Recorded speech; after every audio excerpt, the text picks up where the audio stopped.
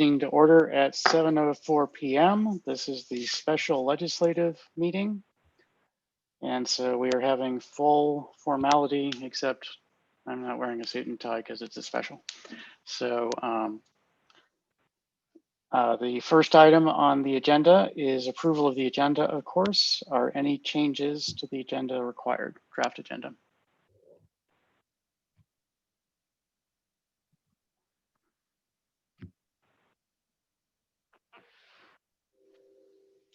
Hearing none, may I have a motion to approve the agenda as submitted? Motion to approve the agenda as submitted. Second. Motion has been made by Councilmember Foe, seconded by Councilmember Lingua. Is there any discussion of the motion? I'm guessing not, since nothing changed. Hearing none, I will do a roll call vote on the motion to approve the agenda. Councilmember Dixon has not arrived. Is that correct? Still not here? That's correct, sir. Councilmember Foe, Aye. Councilmember Lingua, Aye. Councilmember Henry is not in attendance. Is that correct? We don't see him here, sir.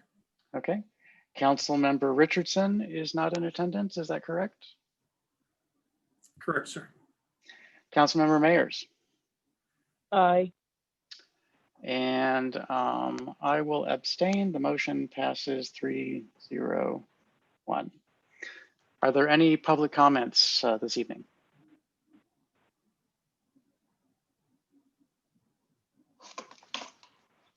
Not seeing any raised hands or anybody waving from their video tab.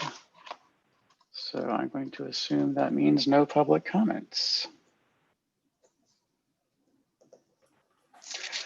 Okay, that brings us to legislative action items. The first is a motion to adopt resolution 2020-R-23 regarding requests for letters or testimony during the General Assembly session. May I have a motion? So moved. Second. Motion has been made by Councilmember Foe, seconded by Councilmember Lingua. Is there discussion of the resolution? I can actually discuss it a little bit just to Yeah. get started. So the context of this is that the mayor and council and town government are often called on to provide a letter of support or testimony for pieces of legislation that are making their way through the General Assembly. And this sets up a policy for screening those requests. And so the policy is laid out under the therefore be it resolved. The first is that if the council has made a resolution of some, adopted a position of some sort that is in concordance with the piece of legislation going through, then I myself and the town manager are authorized to respond on behalf of the town, providing support for that, or contrary to something if it's contrary to an established position. We are also, item 2, we're allowed to respond if it's a legislative priority of the Maryland Municipal League or the Prince George's County Municipal Association, provided the legislation is not in conflict with an established position of the town. I believe that that last line was added after the town manager and I discussed the fact that sometimes we don't agree with PGCMA or might not agree with them, might not agree with MML on legislative priority. So we put that in there. Item 3 is that if we have not established a position on it, and the meeting, next regularly scheduled meeting is going to happen before the deadline for providing feedback, then it will go on the agenda for that meeting. Next item is it's a little bit of getting into the gray zone that if the proposed legislation is on a topic that the council has not adopted a previous position on, and we believe it's going to directly impact the town or town operations, and we're not scheduled to meet prior to the deadline, then I will endeavor to call a special legislative meeting for the council to consider the position on the legislation. And the endeavor was changed from the most recent draft to will or shall. I don't remember which it was, because I mentioned to the town manager that if we were asked for a position at 10 o'clock in the morning that was due at 4 o'clock in the afternoon, that I was not going to call a special legislative, but I will do everything practicable to get that and get this in front of the council if that's the case.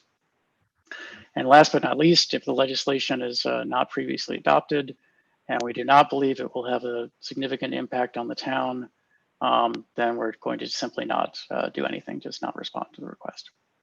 So that's the policy and the process. Those are some of the changes that came in from the last time it came in. One other discussion that the town manager and I had was that on a particular piece of legislation, the town council can, of course, assign the duty to provide testimony, et cetera, on an individual basis. So this doesn't preclude the town council from doing that. If they think that Councilmember Lingle would be the best to provide testimony, then that can be specified in a particular motion. So that is that's where the legislation is. And so, any concerns?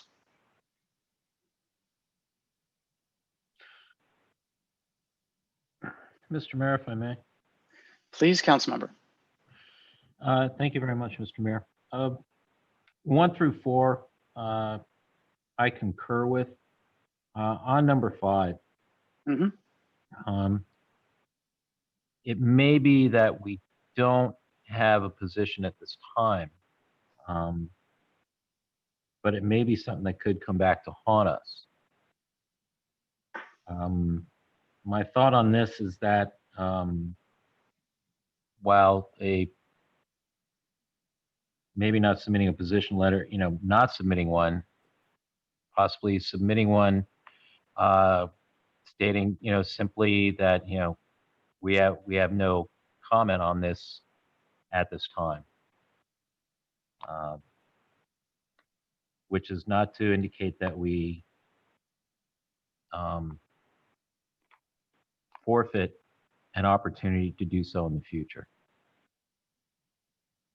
I think it's something that could be pretty much a standard written letter. It doesn't really need to get into details, just stating we acknowledge that this is before you. At this time, we don't have a position on it. That seems fair. I just don't. I want to, make sure we're covering in case something comes up. We're thinking at this time, well, this doesn't really affect us, and then we realize 6 months later, it does impact us, and we want to talk about the next revision or something like that. So, right. So changing the last line of item 5 to be a position letter stating that the council does not have a current position and will not be able to provide one by the proposed deadline. Would that be an acceptable change? Really, it's not even really saying, we could say it's going to be prior. The council, a letter of acknowledgement will be sent stating the town's desire to reserve its opinion for a later time. Does that work, or is that? That seems okay with me, Mr. Town Manager. From an operation standpoint, sir, we'd be fine with either language.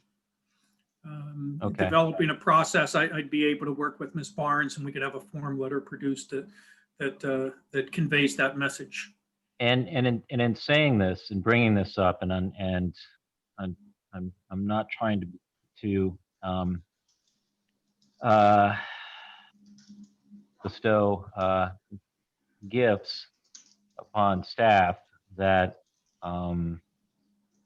they may feel otherwise about. I think it's really upon us as council to, as much as we can, and as best we can, pay attention to what's before PGCMA, or pardon me, what's before the county council as well as the state legislature. Just being roughly familiar with it and understanding what is the intent of what is coming before either body. And really just, I think at some point under new business, be it at a work session or a legislative session, bringing up what we're seeing, and just having a general knowledge of what it's about. I really don't want to see what's being proposed here falling back just on staff and the mayor. I think it's really on all of us, the council. You know, more eyes makes lighter work, so to speak. And that's my thoughts on that. And I'm open to suggestions on how we approach that, because I know it is somewhat of a daunting task with what's going to come up in the next 90 days, starting in January. Okay, so before we go any further, I'd like to get exact amendment language for Okay. item number 5. So I Uh-huh. changed the last clause that currently reads a position letter or testimony will not be submitted to read, let me see if I can type this out to make sense to me. A letter stating that the town does not, excuse me. I'm just gonna say this and you can tell me, I'm not making a motion or anything. I'm just typing it out as a place to start. Does not have a current position and reserves position on the legislation. And of course, it scrolled off the edge of my screen. And reserves the right to comment in the future. Does that capture your, want me to read that whole thing? First part again, please. So striking everything beginning a position letter and the end of section or item 5. A letter stating that the town does not have a current position on the legislation and reserves the right to comment in the future. I would go with the first part, amending that first part to a letter acknowledging the legislation, comma, stating the towns, and then the part you put after that. A letter acknowledging The legislation, the legislation, comma, and then the part you add after, stating the towns. stating that the town, okay, so Stating that the town does not hold a position at this time, yet reserves a right to. That, sure, let me just read it all out in one long sentence. A letter acknowledging the legislation, comma, and stating that the town does not have a current position on the legislation and reserves the right to comment in the future. sounds good to me. Okay. Any discussion before we start it formally, or do you want to make a formal motion to amend at this time? Motion, well, let's make the amendment and then we can discuss it more. Motion to amend item number 5, the last 9 words to read, and this is where you're going to help me, a letter acknowledging the legislation. And stating that the town does not have a current position on the legislation and reserves the right to comment in the future. So this Bingo. motion to replace the last 9 words with the new Following. language. The new language just submitted. Okay, so we have a motion to amend upon the floor. Is there a second? Can I second? Can you? I put forward the original motion. Yeah, you can second. Seconded. Okay, so there's a motion on the floor to amend the resolution by changing the language as discussed in the motion. Is there any discussion of that changed language and the motion to amend? I think it's a good idea. I don't think we should ever give up our right to offer an opinion on any specific legislation that we may be asked to. So I'm in support of the amendment. Okay. Any other discussion? Okay, I'll do a I've roll said call my vote. bit. I'll do a roll call vote on the amendment, just on the amendment. Has Councilmember Dixon arrived? Or is she still absent? Still absent. I don't, yes, I don't see her, sir. Councilmember Foe, Aye. Councilmember Lingua, Aye. Councilmember Henry is not in attendance. I don't see Councilmember- him, sir. Councilmember Richardson is not in attendance. Councilmember Correct. Mayers, Aye. and I abstain. The motion passes 3-0-1.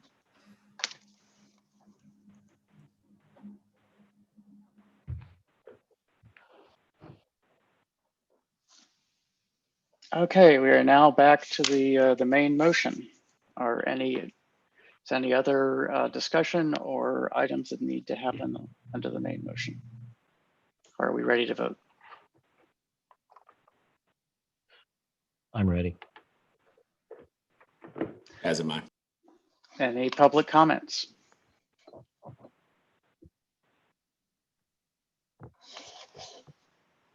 Not seeing any hands, any unmuted microphones, nothing. So here we go. Councilmember Dixon is still not present, is that correct? Correct, sir. Councilmember Foe, Aye. Councilmember Lingua, Aye. Councilmember Henry is not present. Councilmember Richardson is not present. Councilmember Mayers. Aye. Thank you. I abstain. The motion passes 3-0-1. The resolution is adopted. Thank you all. Let's go on to legislative action item number 2, motion regarding donation to the Greater Riverdale Cares and Route 1 Communities Care Food Assistance Program. Councilmember Lingua, do you want to take this since you requested it? Yes, just a moment. I'm trying to get something to respond here.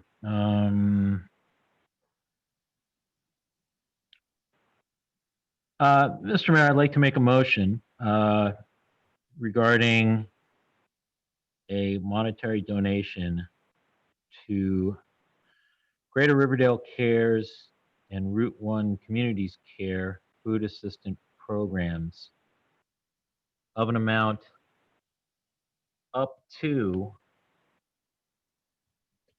$10,000.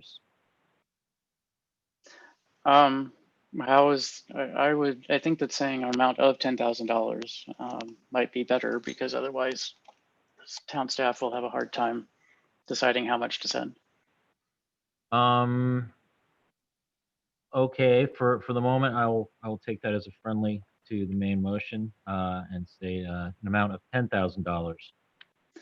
And to the other Greater thing, Riverdale Cares and Route 1 Communities Care Food Assistance Program. okay, I'm going to make a few other friendly suggestions. One of them is just to say a motion to direct the town manager to donate $10,000, et cetera, to the Greater Riverdale Cares, with funding to be derived from the Economic Development Fund. A motion to direct the town manager to donate $10,000 to the Greater Riverdale Cares and Route 1 Communities Care Food Assistance Program from funds currently located in the Economic Development Fund. Perfect. Thank you. Is there a second to the motion? Seconded. Discussion of the motion. Mr. Mayor, if I may. Please do. Thank you. As I discussed at the December 7th meeting under new business, I had heard from the former councilman from University Park, the Honorable David Brosh, about the possibility of Riverdale Park making a second $10,000 donation to the Greater Riverdale Cares and Route 1 Community Cares Food Assistance Program. As we brought it up, it was understanding that the staff would look into funds on this and to report back to us as to the feasibility of doing so and what the possible impact would be to other items we were committing money from the Economic Development Fund to. Part of the reason I was being self-admittedly, I was looking back on it. I won't use the old cliche about hindsight. In terms of saying up to, is that while if that's possible, I think it would be fortunate, but I wanted to realize that it may be something that it's not possible, and that it may be that while we may be able to make a donation, it may not be the full $10,000, which is why I was looking forward to hearing from staff on this and having a discussion as to what it is we have the ability to allocate towards this program. Okay. So can we have a staff discussion to answer Yes, the Mr. councilman's question? Yes, Mr. Mayor. Ryan and Gentry and Paul and I, we've been deeply involved in the CARES Act funds and seeking our reimbursements from the county. So right now, all we have is projections. And our projections indicate that we will have sufficient funds to be able to make this donation. We will, however, in the months ahead, have lots of competing demands. With the spike in COVID and the other items that you have on the agenda tonight to continue these programs, how much we will need for each program, that remains an open question. We're confident that we can make a $10,000 donation. Because we anticipate a significant amount of money flowing back to us from the CARES Act. That was not new money, if you will. And so we believe we can do this. And if the council is more comfortable doing 5,000 now and 5,000 later, we could do that as well. But our initial review and our review of the projections, at this time, we think we can do this. Okay, so the point is that there's sufficient funding, but this could mean that the farmers market program, for instance, had to shut down a few weeks earlier because there would be insufficient funding or something like that could happen. At some point in the future, sir, but right now the crystal ball is a bit cloudy. And yes, it is. more so, more than a bit. That was my concern. Yeah, so perhaps doing a $5,000 donation now, and once we have our CARES Act reimbursements, and we have projected budgets for the programs to continue all these, but to give us some additional certainty, perhaps the council split the donation, and we can always come back to you in a number of weeks and give you an update. And you can re-examine whether or not you want to give the second half, if you will. Okay. So, Councilman Lingua, would you like to make a accept from me a friendly amendment to reduce the $10,000 to $5,000? I was thinking being that, I Or do you think want to that's make the it? direction we want to go in. I would like to talk about the amount, being that there are a couple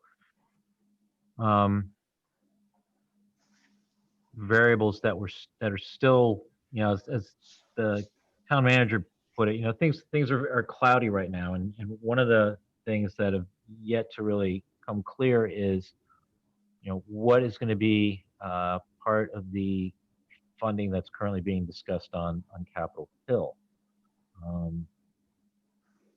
And what's Yeah, going to come out of that. And I Um, have not been able to dig into that hugely, but one thing that's coming out of it is that that I did find out is that SNAP benefits are going to be raised by 15% for 6 months. Okay. So,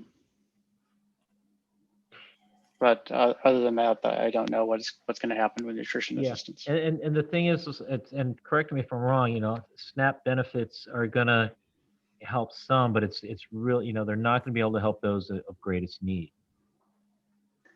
The SNAP benefits are generally available to the people in greatest need, but there are people Okay. who can't access that because of Exactly. That's documentation what I'm status and thinking so on. of.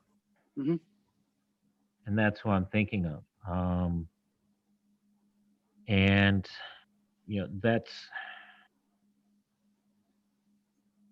that's my big concern. I mean, when we made the initial 10,000, that was the one we were seeing, just the one time. And now that it's back, we're already extending towards June on the farmers market program and our programs to help both businesses and residences on a myriad of things. And I guess I just don't want to see us having to do a scramble at a later time. Is something that we're looking at, hopefully, to materialize over the next few months, falls short. I mean, we're looking at extending the business improvement grant program, and modifying that, the resident restaurant partnership program, the emergency repair grant program. We're also looking to waive residential permit fees till the end of the fiscal year. A lot of things here, and in saying that, I in terms of what you're saying, in terms of the 5,000 or 6,000, the other thing I'm realizing here is that, it's coming into the winter months, and things are going to, be getting much harder for folks Mhm. in terms of trying to meet needs. My thought is possibly doing a split of 6,000 and then 4,000 later.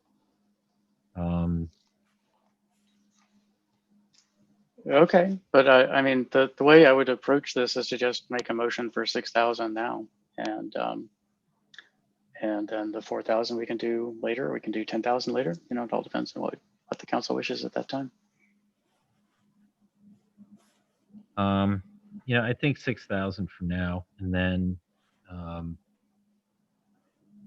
4,000. We can come back and look at this in.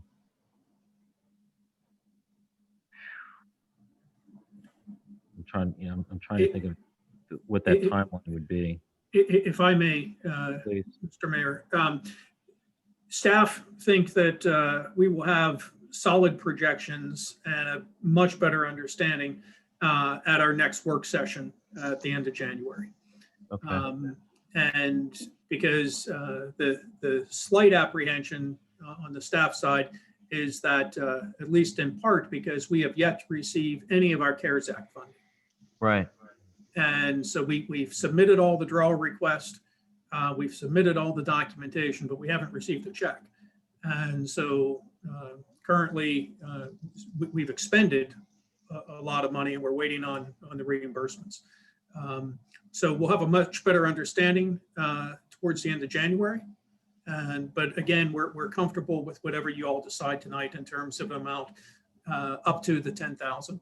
When do you expect this, when were you previously and when are you now expecting reimbursement? Well, we had hoped that we would have received our first reimbursement already, and that hasn't happened. But we should have some clarity here in the next few weeks. We think that, like everyone, that the county's stretched in many different directions, and they're just running behind. Okay. Gosh.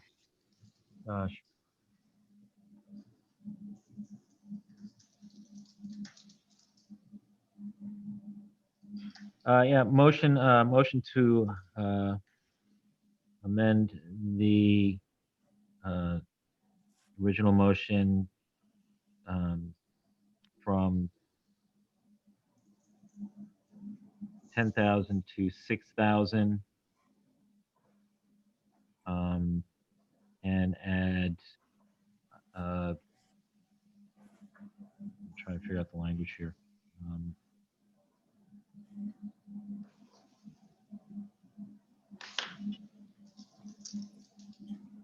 Okay, let me see. Motion to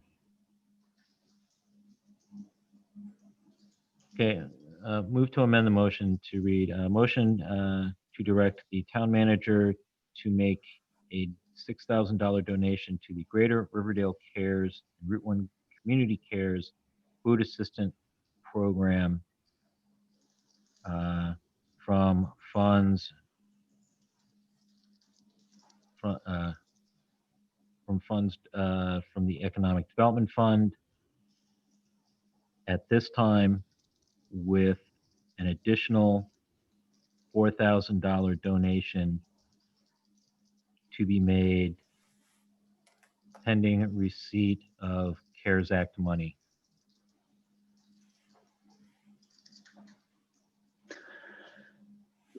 So you want to put into the motion that the money will go out if the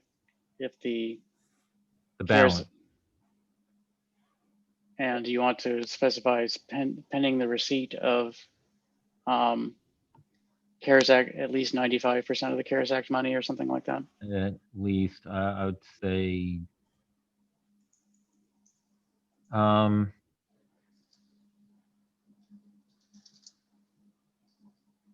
Town Manager, how much is the expected amount to be We've submitted sent for to over us? we've submitted for over 441,000. No, not all of that's what I would call new money. So Right. not all of that flows back to us in the Economic Development Fund. Right. If we receive everything, we're going to be upwards of 200,000 that should, or a little over 200, that should flow back into the Economic Development Fund.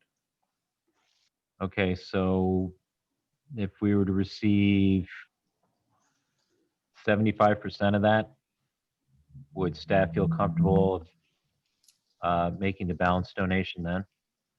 Sure. Okay, so Mr. Mayor, pending receipt of 75% of the funds to go to the going to the Economic Development Fund. Okay, I'm looking for a word here. 75% of the Reimbursement? requested reimbursement. Is that, you had a word for this, Mr. Town Manager? I think that would cover it, sir. Okay. Of our requested reimbursement. Okay, so I'm gonna try to say your whole amended. This is an entire replacement of the original measure. Take To more than direct one breath. To direct the town manager to make a $6,000 donation to the Greater Riverdale Cares and Route 1 Community Cares Food Assistance Program using funds from the Economic Development Fund, with an additional $4,000 donation pending receipt of at least 75% of the requested reimbursement of CARES Act money. Correct. Sound good? Yes. So that is the motion to amend. Is there a second to the motion to amend? Seconded. Okay, any discussion of the motion to amend? Yes, Mr. Mayor, if I may. Yes, Previously, when we donated our original $10,000, I believe there was a discussion point focusing on asking CCAR if that money could be directed towards Riverdale Park restaurants. Is that right? Do I remember that correctly? Yes, you do. And that's Executive Director Patricia Hayes Parker, pardon me, brought that up in her letter that she sent on December 14th.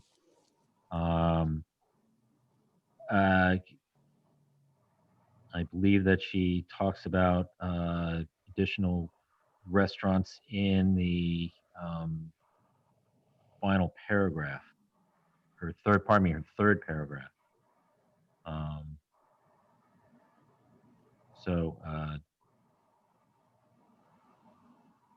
I would refer to that. But I believe that's she does address that point.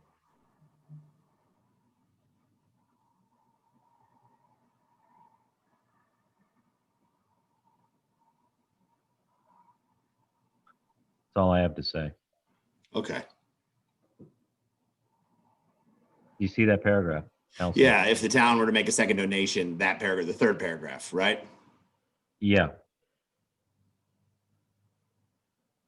So it's saying that it can direct those funds towards Riverdale Park. Am I reading this correctly? Or Riverdale Park restaurants or residents?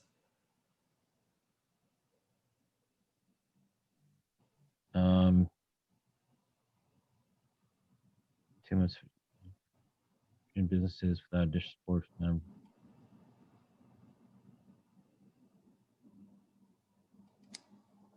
I think I might have my paragraphs wrong.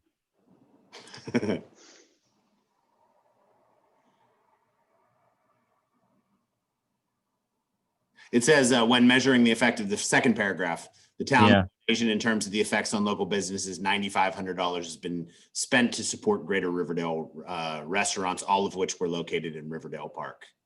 Okay. Okay. Well, there's that. I thought she had mentioned something. I do, but thank you for bringing that up because it does bring up a second point here. And I know you're a big fan of them, and I've done my part with a former coworker of mine over there at Denizens. But last I saw about a week ago, and correct me if I'm wrong, Councilman, because I might be. You might have more of a word on what they're doing than I do. My understanding was that their kitchen in Riverdale Park was closed. That's as my experience has been, that it has been and has been for some time. Yeah. So, I mean, as much as I like to see them do well, their kitchen's not going to be open. Or if they're not making meals that are going to be available to the public from that kitchen, I'm reticent about money, going to that restaurant when, the opportunity to provide it to other restaurants in town is available. I agree. I don't think this money should be going for the purchase of beer. Oh no, it's not. No, I know. I just, I don't, I mean, I would have to think that they are opting out if they're not making food here. So. Yeah. Well, it may be that they open up the kitchen to make this food, but they're still not serving meals to the public because Well, I think that's something we want to confirm with them, or else, in communication here with the folks at Greater Riverdale Care and Route 1 Communities Care, that they're able to verify that. We can share that concern with Ms. Parker. Okay. And ensure that they have restaurants that are, and the money's going to food and not going to alcoholic beverages. Well, or not just so much alcohol, but I mean, it's just, remember now, Denizens has 2 locations. Mhm. They have one here and they have one in Montgomery County. Understood, sir. And I'm not so much concerned about it going to beer sales, but I am concerned about it that it would be money that could go, and I am not sure, but I think we just want to make sure, ask the obvious question here, make sure that this isn't just then going to money that's supporting the Silver Spring operation. And that, if they're going to be supplying meals, it's coming out of that kitchen there. Understood, sir. We'll get with CCAR and communicate these concerns over the administration of their program and make sure that they understand the concerns being raised this evening. Okay. Thank you. I mean, don't get me wrong, I like the folks, but at the same time, we're looking, the other restaurants here that we're looking at, their kitchens are open. And they are trying, to make a go of it here, right now. Okay, so Councilman Foe, do you want to amend the motion in any way to reflect the desire to have the money go instead of Riverdale Park, or do you want to? I think the point of the third paragraph is perhaps that, well, the point there is just that they can use the money, I think. I was going to say that I feel like they in this letter are making a commitment to try and impact Riverdale Park residents and restaurants. Mhm. Yeah, I agree. And if we could, in the donation, just continue our commitment to those entities first, I think we've done our job. Is it acceptable to you to have that conveyed by staff as opposed to part of the resolution, or do you want to propose a specific amendment? It's just looking at the language, I'm trying to figure out how to sneak it in, and it's not. I don't know how to sneak it in. That's what I'm thinking right now. And I worry if it's even the right approach, because we're talking about hunger in our shared communities. Yeah. And I feel even in this, you know what I mean? I check myself even as I say that, because if it's helping a resident in College Park, I feel okay with that as well. Yeah, well, I think, remember, keep in mind that we have, there are other municipalities, University Park, College Park, Hyattsville. We're also donating monies as well, and they're probably going to help support restaurants that are participating in this program. And granted, I wouldn't say we have. I would say, there are probably some concentric circles here, sure.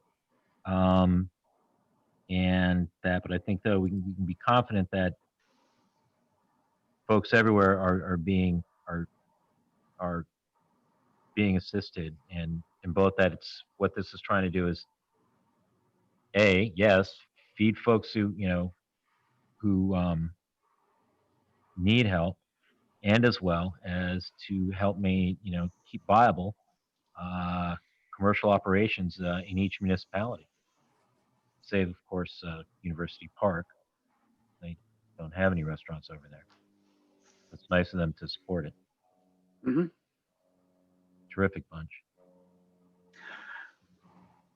So my suggestion would be we leave the motion as the amendment that's still on the table, still on the floor, excuse me, as is, and as part of our commentary, we ask staff to verify with Greater Riverdale Cares and CCAR that encourage them to do their best to expend it in the town of Riverdale Park. Because at least part of what I read in the third paragraph in the letter from CCAR, and this is reading a little bit between the lines, but Lacey and Seed are both located their corporate offices are outside of the town of Riverdale Park, just outside. And so I believe they have distributions, and they probably don't know exactly what fraction of those people who are picking up food are from Riverdale Park or not from Riverdale Park. They're not asking that question. And so I think it would be Yeah. best to just ask that they do their best to expend the funds. And I'm sure that they're going to expend 2 or 3 times this much money on the Yeah. Greater Riverdale Cares. And this much is going to go to our restaurants and our people over the time scale. Yeah, well, Lacey, from what I'm understanding, is in Riverdale Park. Seed is just, I mean, their property sits right next to St. Bernard's Church, which is Right. in, I mean, Right. They're barely, is Lacey inside? yes, Oh yeah, that's right. They are. They Lacey are. I'm is. sorry. Thank you. It's, I mean,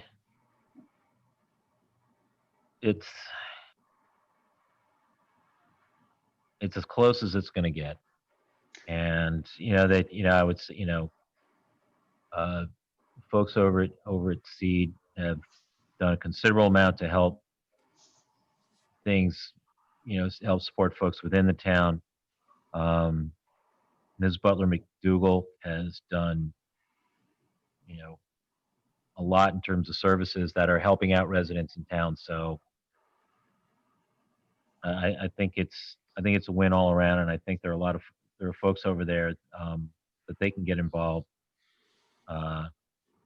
restaurant wise, in town over there, who would be able to participate in this as well. Okay. And that's So, something at the next CCAR meeting I can talk with Pat Parker about, if council would like me to direct me to do so.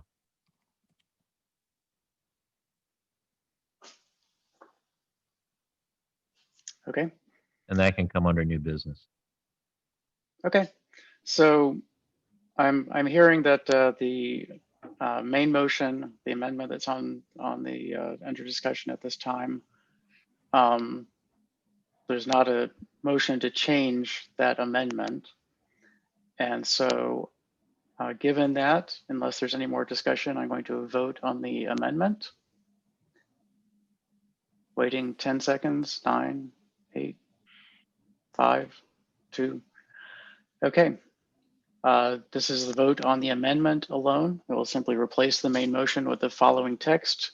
Motion to direct the town manager to make a $6,000 donation from funds from the Economic Development Fund, with an additional $4,000 donation to be made pending receipt of at least 75% of the requested reimbursements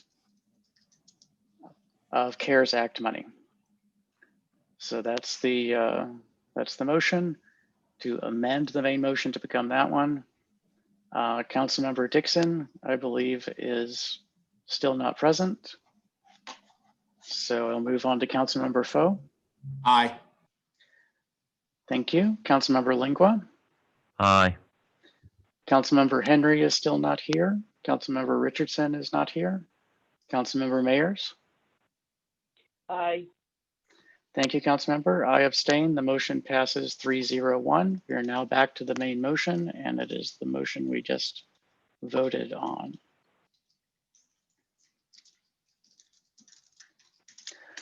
So, any further discussion of this motion?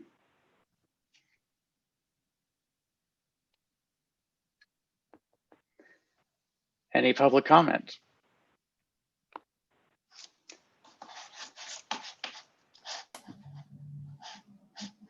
Looking at those mute buttons, nothing's coming off. Okay, go through the voting again. Councilmember Dixon still absent. Councilmember Foe. Aye. Councilmember Lingua. Aye. Councilmember Henry is absent. Councilmember Richardson is absent. Councilmember Mayers. Aye. And I abstain. Main motion passes 3-0-1. And we are done. Thank you. Thank you. Okay, next item on the agenda is a motion to adopt resolution 2020-R24 regarding acceptance of Rivertech Court. Would someone care to make a motion to adopt resolution 2020-R24? So moved. Is there a second? second, Motion made by Councilmember Foe, seconded by Councilmember Mayers.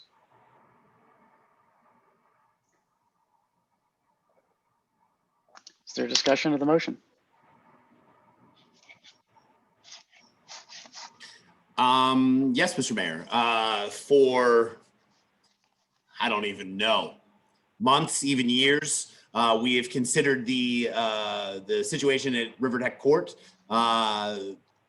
We are now likely seeking it being handed off to us. Sorry, I'm struggling for words right now. And would be glad to see this off our agenda items.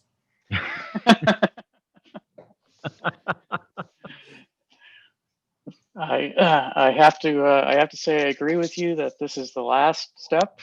Is that correct, Mr. Town Manager? And then Yes, sir. it should become ours. So fantastic news. Is there any other discussion of the motion?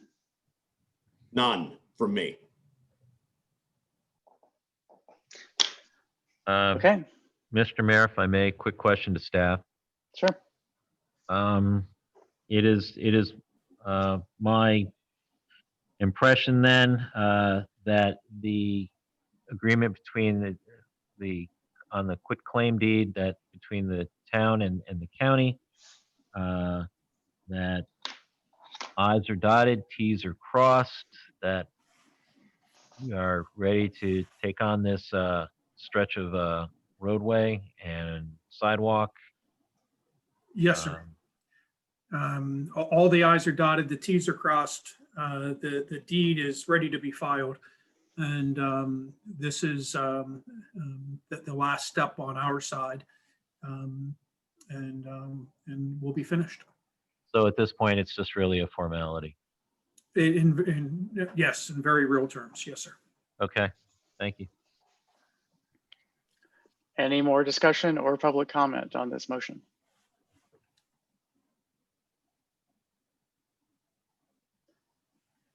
I know that Laura Katz is thinking about bike lanes there, but We got to Well, get it ours first. Yeah. And I actually have a generic question, and I don't want it to delay the vote at all. Just was curious if council is planning or staff are planning, once it does become the responsibility of the town, is there any planning going to happen with any changes to the way the road is currently? I think we've already had some public conversations about that. And I know Ms. Lewis has worked with the county staff and on some engineering concepts for bike lanes. And all of that will become part of the discussion of our capital improvement project in the proposed budget, which will be delivered to the council in a few short months. Mr. Mayor, if That's I wonderful may. to hear. okay. Any Mr. other Mayor, if public I comment? Yes. Ms. Katz, to let to your question, and to let you know, I have shared with staff on several locations on where they can go steal ideas for Rivertech Court. Right. So that's we look forward to seeing what comes to us in the capital improvement budget coming to budget hearings this spring.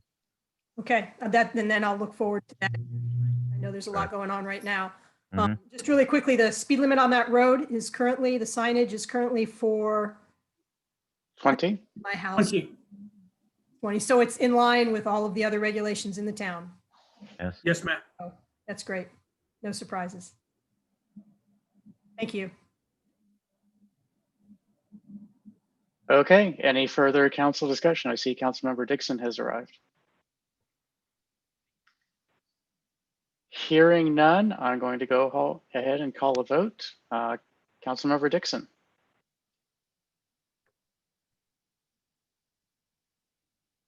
I'm going to abstain. Okay. Councilmember Foe, Aye. Councilmember Lingua, Aye. Councilmember Henry is absent. Councilmember Richardson is absent. Councilmember Mayers. Aye. Thank you. I'm going to abstain and the motion passes 302.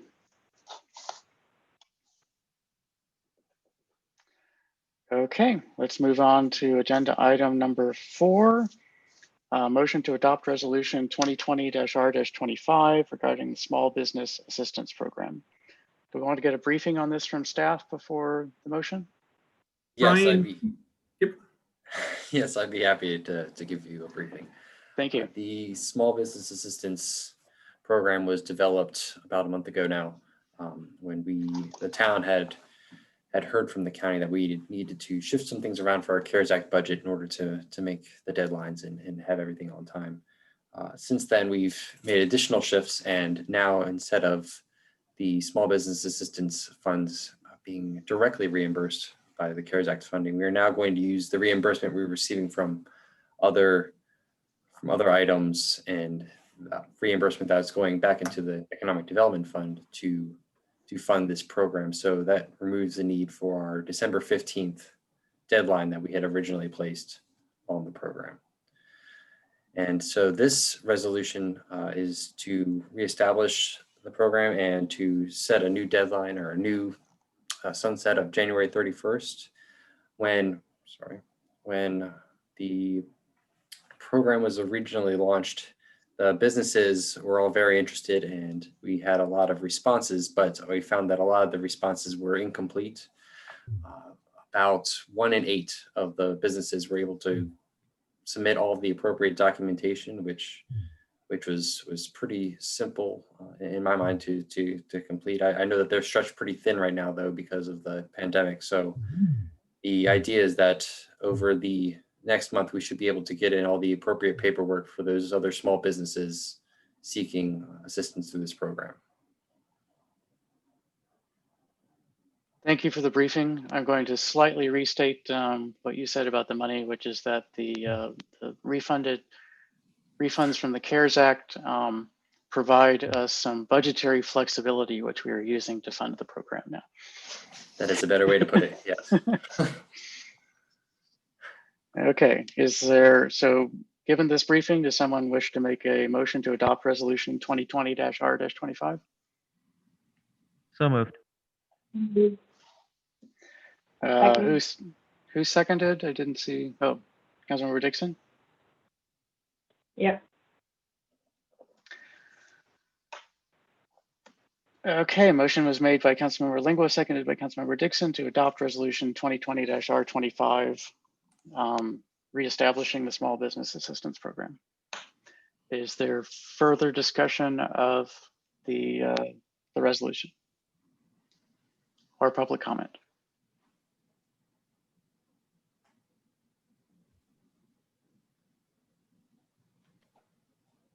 Okay, I will simply take it to a vote. Councilmember Dixon? Aye.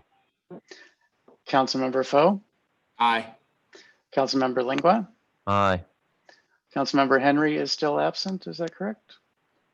Councilmember Richardson told me she would be absent starting from this time, so she's not here. Councilmember Mayers? Aye. Thank you. I abstain. The motion passes 401. Brings us to agenda item number 5, resolution 2020-R-26, extending the sunset of Business Growth Grant Program. And this is a motion just to extend, this is a single cover memo for the next 4 items. Actually, I presume staff can speak to us about the cover memo and then we can go through the motions.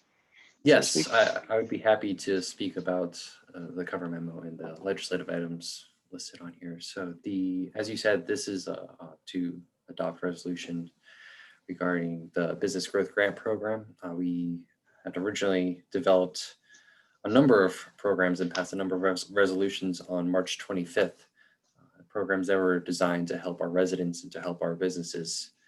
And a lot of those are all of the businesses, all of the programs that were passed by resolution or adopted by resolution in March 25th have a sunset date of the end of this calendar year. So in order to continue to provide our businesses and residents with access to these programs, we need to extend the sunset date on these programs to the end of the fiscal year, as businesses and residents are still struggling with the effects of the pandemic.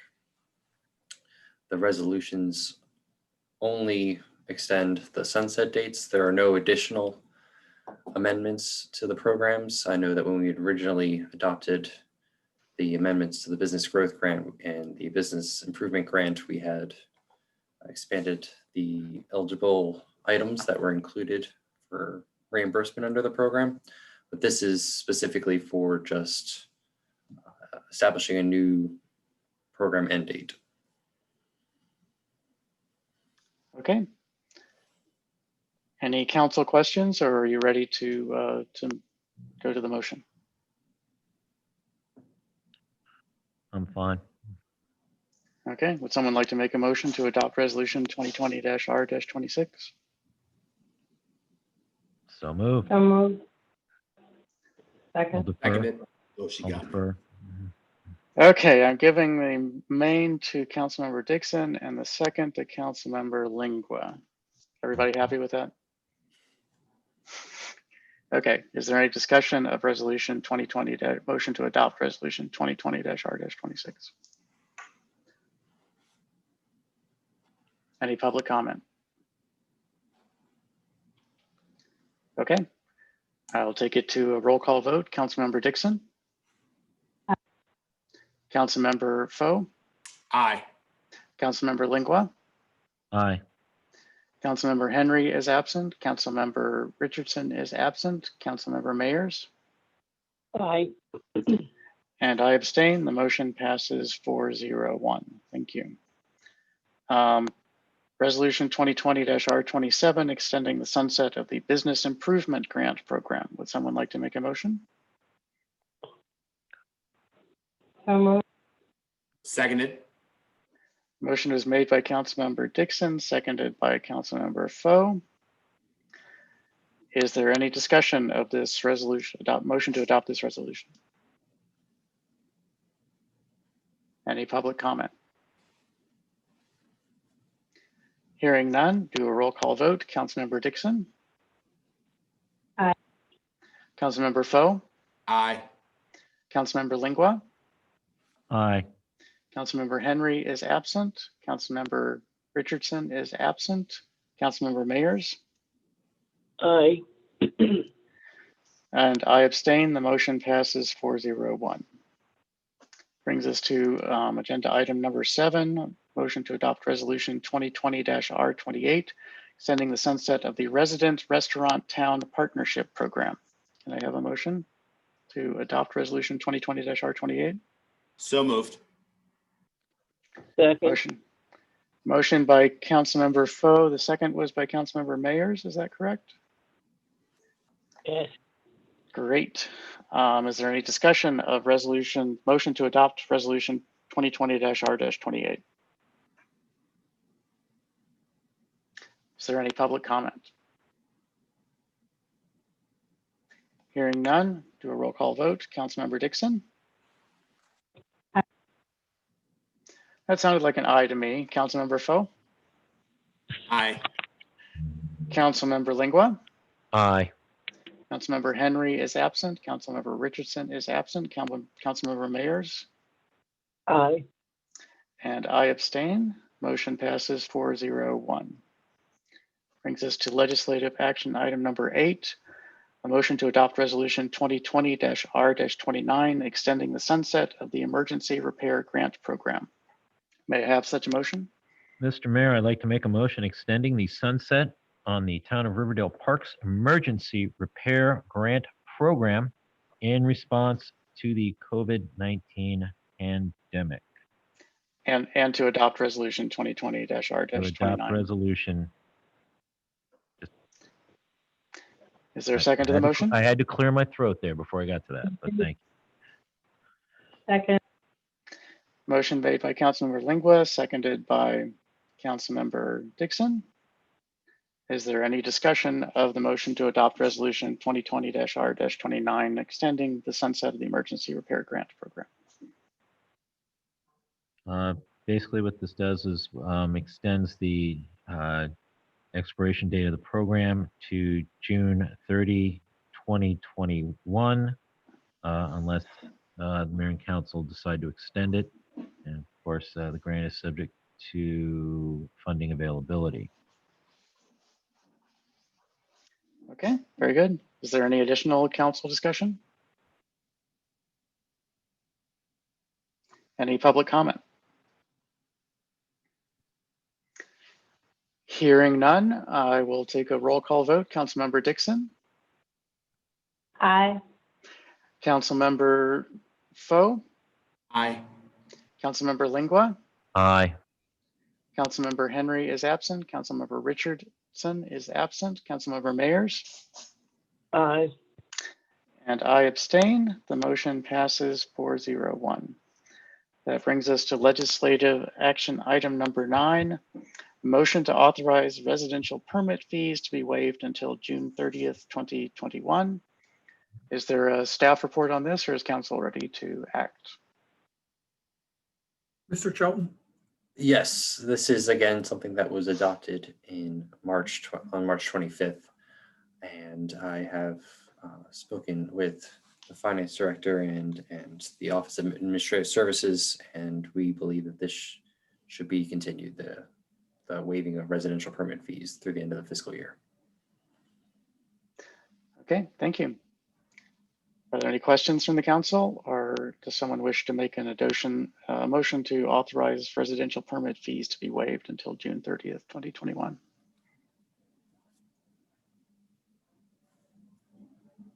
So moved. So moved, second, Motion made by Councilmember Lingua, seconded by Councilmember Dixon. Someone correct me if I'm wrong there. That sounds about right. Okay, I didn't see who was writing and didn't see who lit up.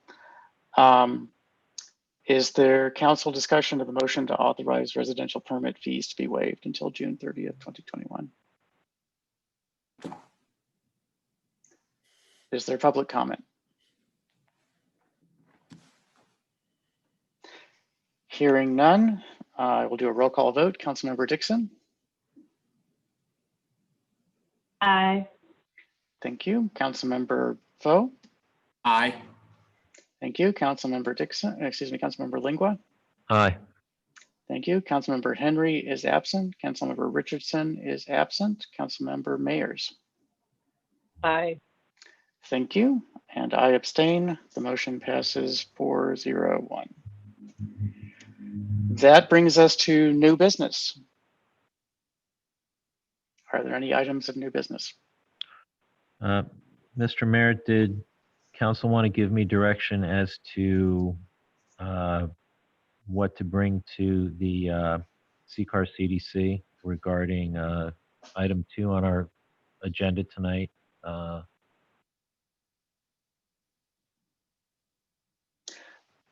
So I believe that there was enough informal discussion that you can simply convey the mood of the council, but if someone wishes to make a motion, then I'm happy to accept that as well.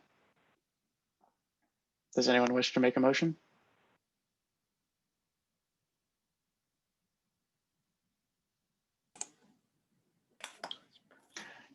Hearing none.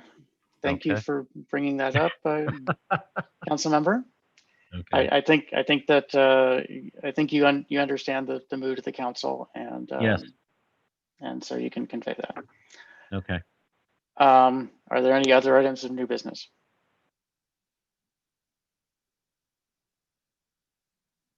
Are there any items of unfinished business? May I have a motion to adjourn? So moved. Second. Motion has been made to adjourn by Councilmember Foe, seconded by Councilmember Lingua. There's no discussion of this, so we go directly to a roll call vote. Councilmember Dixon, Aye. Councilmember Foe, Aye. Councilmember Lingua, Aye. Councilmember Henry is absent, Councilmember Richardson is absent, Councilmember Mayers, Aye. and I abstain. The motion passes 4-0-1. We are adjourned at 8:14 p.m. So that takes us into our work session. People can take their jackets off if they wish. Get a little informal. This is a much more informal meeting, so we can speak more freely and be a little bit more conversational. So I'm officially calling this to order again at 8:14 p.m. The agenda, are there any changes that need to be made to the agenda of discussion items?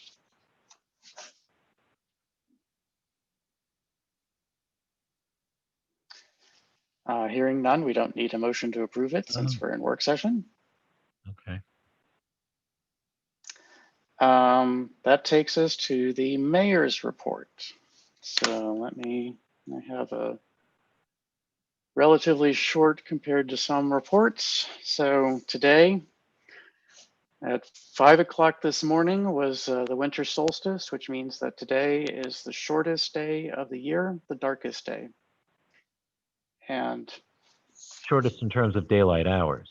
shortest in terms of daylight hours. Thank you, council member, for that technical correction. But yes, it's the shortest day, daylight hours of any day of the year, and the days will get longer and brighter as we go from here.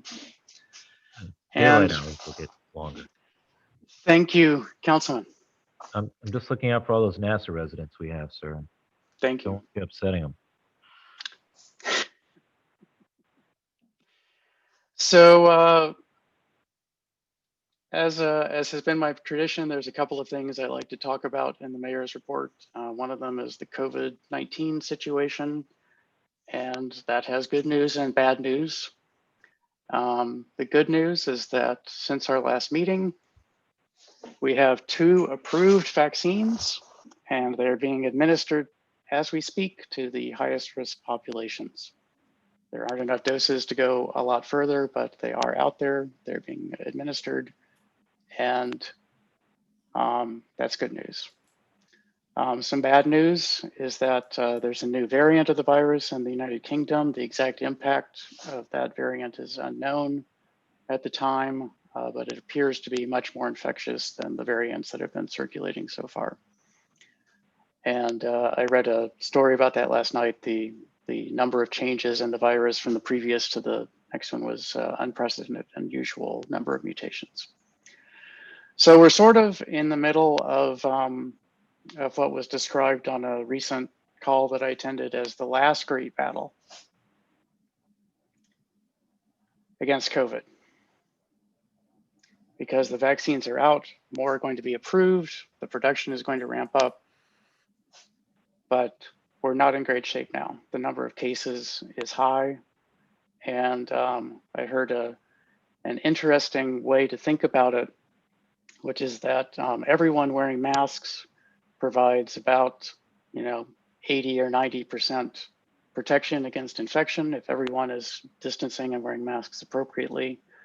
And that means with the caseload that exists now, that going without a mask, going out into public with a mask at this time is about the same level of risk as going maskless would have been in June when we had a lull in the number of cases. And so we've lost a lot of ground in the last 6 months. But the vaccines are coming. And I just want to encourage everyone, again, to stay home as much as you can, to stay safe, to wear your mask, to wash your hands, to not have social gatherings. I'd like to implore everyone to please, if you can avoid it at all, do not travel over this holiday. And Do not infect yourself, do not infect others, do not spread this disease. We need to stay firm until the vaccines can get here.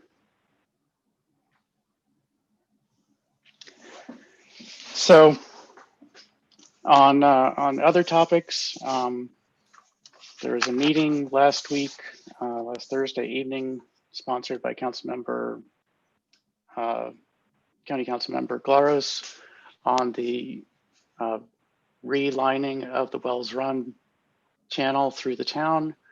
And they have made significant advances on the hydrological modeling. And it appears that the channel will be able to be naturalized through the park area and in Ward 1, the neighborhood park in that area that it goes through, without compromising the throughput. And they are moving forward on that, and they are moving forward on plans to see what can be done about expanding the footprint of the channel through there in order to have that serve as a surge storm area. And they also have acknowledged the discussion of possibly using parts of the not yet vacated, but or not yet transferred, but apparently in process to be seen, Army Reserve buildings and site. And so that discussion is moving forward. The calculations are moving forward. And there's some indication that it was entirely possible that we could see construction in as soon as 24 months, which on the scale of these projects is fast. Councilmember Glaros indicated that she will be looking to get a price tag for this and get the change into the county's capital budget to try to make it happen as quickly as possible. So that is also good news. And the one other thing I'd like to discuss before closing out my report is that we are in the middle of the holiday season, and I want everyone to have happy holidays. I went on Saturday to a local business, used up a good bit of my COVID budget to actually walk into Franklin's and picked up a good selection of toys to donate to the Toys for Tots program here in town. And I hope that everyone will look out for others who are having a difficult holiday season and pick up the phone, give them a call, invite them to your Zoom meeting, reach out, and have happy holidays. Thank you. That concludes my report.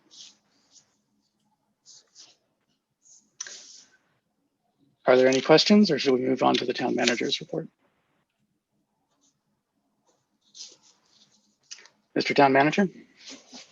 Yes. Good evening, Mr. Mayor, members of council, the community, the staff team, those watching from home. We are in this holiday season, so happy holidays. And I think the mayor has laid it out pretty clear that we all need to change how we celebrate, but still in the season find peace and joy and hope. And yes, today is winter solstice, and it's 89 days though till spring, and it's 105 days until we present a balanced proposed budget for fiscal 2022. You'll hear more about the budget calendar here in the work session. The last year, and this is our last meeting of this calendar year, the last year has been a challenge on everyone.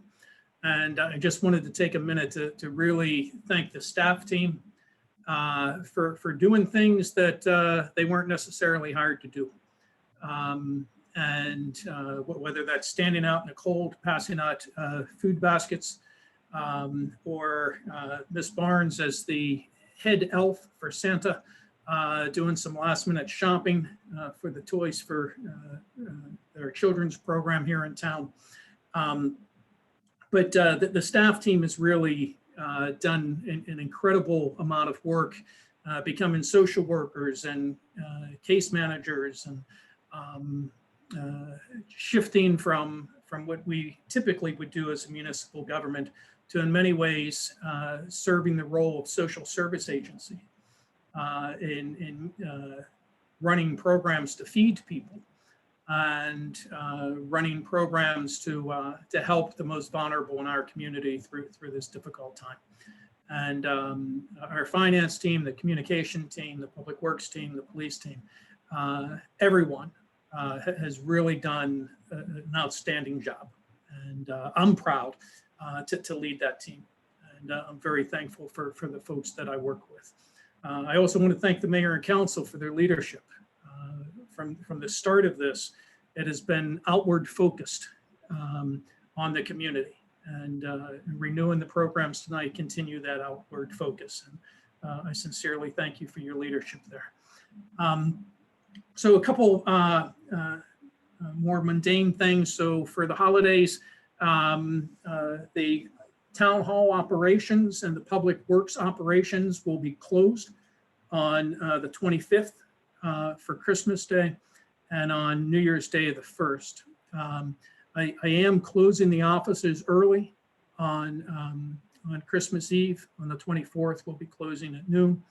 And then the same for New Year's Eve, just to show some appreciation to staff so they can have a little bit more free time, not travel time, but free time to just step away and take a break, because I think everyone is tired. The toys were distributed and 102 kids received toys. I want to thank the police department for spearheading that. And again, Ms. Barnes as the lead elf. Special thanks to DPW for handling the snow event last week. It was not as bad as first forecast, but our junior team members stepped up because we have a couple of people out of the office, and I'm really proud of the work of our junior team members undertook for that. Status and information report will be come out on the 23rd because of the holiday. And I mentioned the CARES Act funding earlier this evening. We are waiting for reimbursements. And once we have secured those, we'll publish a report to the council and the community. But that was a serious effort by the staff to roll with the punches and the changes, if you will, that the county made along the way. I'll say it that way. And the last thing I look forward to, and on behalf of the leadership team, look forward to working with the mayor and council in 2021. And I think we can continue delivering some really great services to our residents, and really set us apart from any municipality similar in size or even bigger than us. I think we get a lot done. And that's all I have, Mr. Mayor. Thank you, Mr. Town Manager. And I agree that the staff have been heroes this year and really done amazing things. And I'm very glad to be partnered with you, and I'm glad to be partnered with the other members of this council who, as you say, have provided strong leadership in the response to this terrible situation. So thank you. Are there any questions for the town manager?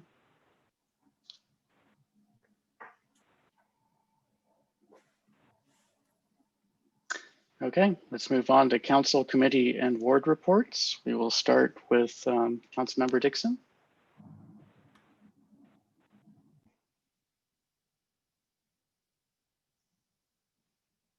Can you all hear me? Yes. Mine will be brief, Mr. Mayor. I just want to wish everyone a happy holiday and happy New Year. Please, please, please stay safe as we close out the holiday season. COVID, as the mayor said, is running rampant, and I hope that we all can stay cognizant of it so that as we enter the new year, we can find some level or new level of normalcy that will allow us to socialize a bit more. So please, please, please stay safe this holiday season. And I echo the mayor and the town manager's comments regarding our staff. You've truly, truly been tremendous this year. I think that we've demonstrated how much of a tremendous asset you all are to our town, ensuring that we not only stay safe, but that town services are offered to the highest standard. But you've all gone above and beyond for what has truly been a unique year. And I want to thank my colleagues too. I think we have all had to maneuver in a unique way. I know I transitioned between jobs in the middle of COVID, and I think we've all found a way to continue to work together. So thank you to you all, and I hope everyone stays safe and has a happy holiday. Thank you, Councilmember. Councilmember Foe. Yeah, I always like to complain about my position in giving these addresses because I always get to follow you, the town manager, Councilwoman Dixon, and you guys just eat up all the good material. True. I'm so proud to be a part of this team. 2020 has been a year unlike any other, maybe in our country's history. And from the start of this pandemic, staff has put this council in a place to respond for our most at-risk residents. And with that, I've said this before, I just have incredible pride to be a part of this team. So thank you, Mr. Town Manager, Mr. Mayor, and your staff for helping make us look tremendously good. I'm tremendously proud to be a part of this team. With that, I hope that everybody has an incredible holiday. I sent a message to my students that was, remember, it's better to give a gift than receive a gift. And this year, money is going to be tighter than it ever has been before. So be conscious, be gracious, be grateful. Mara and I will be here by ourselves in Riverdale Park with our pets, celebrating the holiday alone for the first time in our lives. And I'm grateful that it gets to be in a place with such a tremendous town staff. And with that, thank you. Happy holidays. And here's to a better 2021. Thank you, Councilmember Foe. Councilmember Lingua. Thank you very much, Mr. Mayor, and to my esteemed colleague from the Second Ward for being fourth in line. I have my left thumb gently between my right thumb and index finger, and I'm taking my right index finger and just moving it gently back and forth atop the side of my left thumb there. And all I would just say while I do this is try being fifth in line. That being said, the CCAR CDC will be meeting in early January. We'll have more information at the legislative session as to what will be on their agenda, as well in a little farther on in the future, the first weekend in February, they will be holding a strategic planning meeting over 2 days. They're currently scheduling it for that first Friday and Saturday of February. As more information comes out on that, I will be happy to pass that along.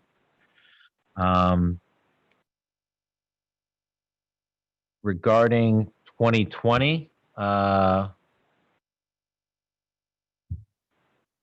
I could not be more proud to be a part of a council and a member of this community and working with fellow council members and staff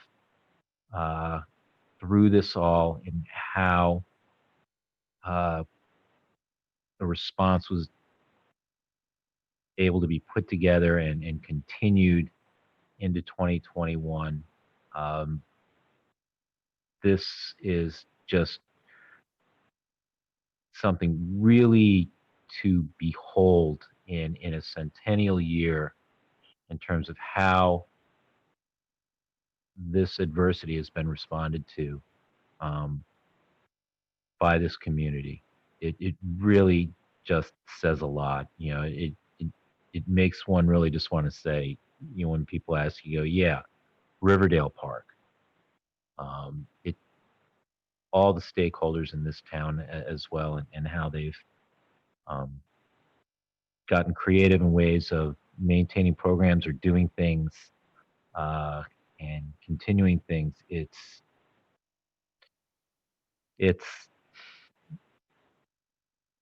fantastic. It's really one of, my hat's off to all of you.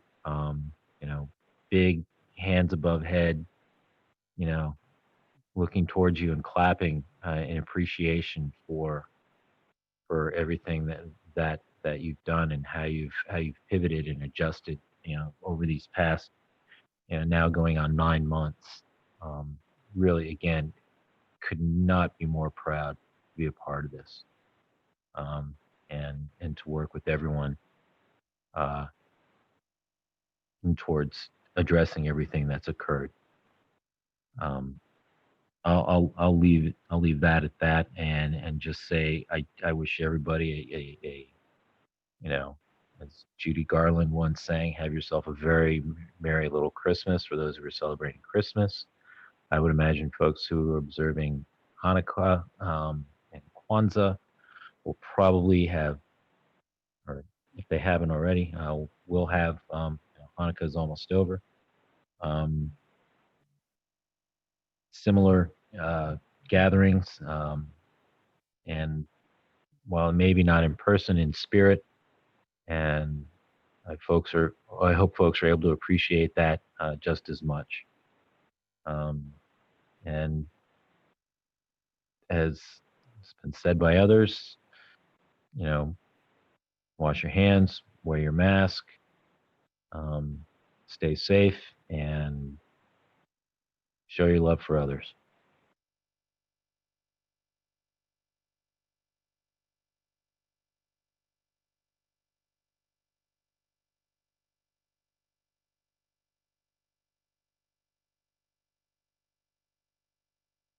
I'll leave it at that, Mr. Mayor. Thank you. I had muted myself and I lost my cursor, so it took me a little while to unmute. I So thought you might be getting a little verklempt there, and you needed to recompose. that too. So Councilmember Henry is absent. We'll move on to Councilmember Henry. Councilmember Richardson is absent. Councilmember Mayers, do you have a report this month? Good evening, Mayor and Council.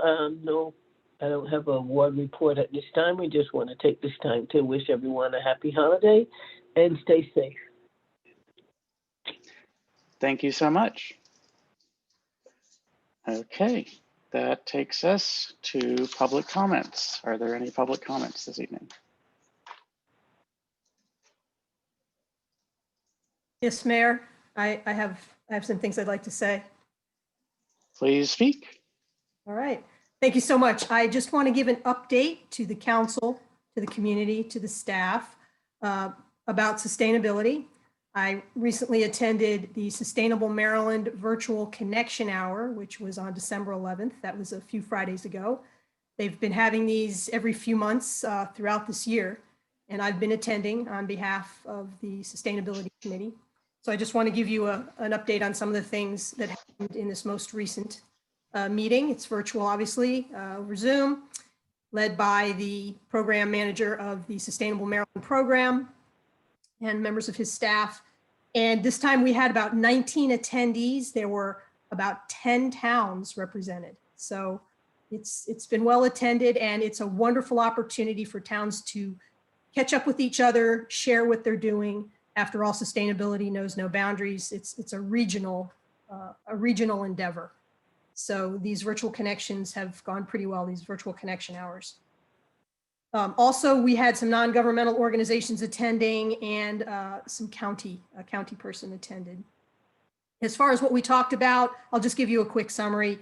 There's the Audubon Society, someone from the Audubon Society of Maryland was there, and she talked about a program called Audubon at Home that is going to be piloted in Prince George's County, but is intended for the entire state. And that consists of free consultations to residents to convert their yards to habitat, which includes things like keeping water on property, providing food for wildlife, increasing the native garden network. And they currently have 11 advisors on staff to begin this pilot program. They actually are looking for more. So they were soliciting the towns, if there's anyone out there, certainly within the town of Riverdale Park, that could serve as an advisor, knows about native gardens, et cetera. Then there's going to be some training in January and February, and we can hook you up with the points of contact at the Audubon Society for that program.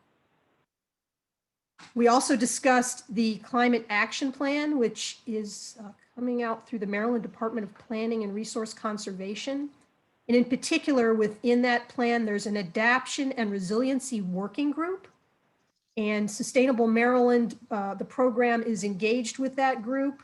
That group is trying to develop strategies for adaptation and resiliency for climate change at the local and community level. So Sustainable Maryland will be staying in touch with that group. And I think they said to expect maybe in 6 months or so to hear a little bit more about what's going on in that group.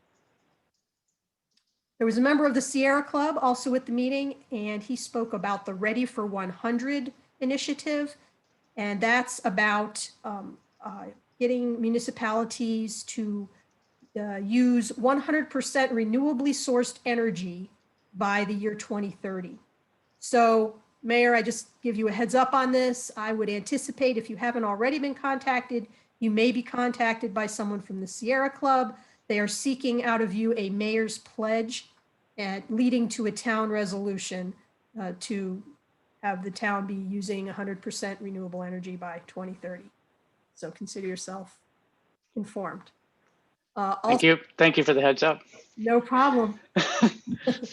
A gentleman named Brandon Smith, I think, is the one making the rounds with there's over 100 municipalities in the state of Maryland, so you might be under the radar for a while. I don't know. I don't know if Ivy Lewis is still on, but the program manager from Sustainable Maryland, Mike Hunninghake, actually found a pervious concrete maintenance and operations guide that I can certainly send to Ivy. It's produced by the National Ready Mixed Concrete Association, and it's a document that Sustainable Maryland passed on to me if it's something that will assist us in working with that pervious pavement that we have up at Riverdale Park Station. I'd be happy to see it. Thank you. I knew you would, so it just came my way, so I thought I would mention that because I did bring it up in the meeting. Okay, great.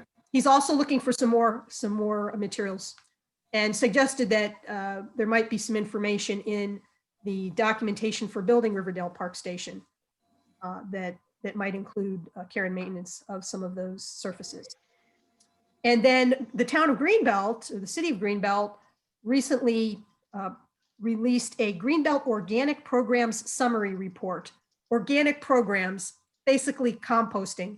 But I know our town benefited from a study done about composting that the Capstone team did. But Greenbelt has now produced another summary report, and this one is quite extensive. I think it was produced, ours was produced by the grad students who always do a great job for us. But this one is much more extensive, covers other towns, what's going on, and I can also pass that on. I think it's a very interesting report and has a lot of really good information on it about composting and what's going on in other towns.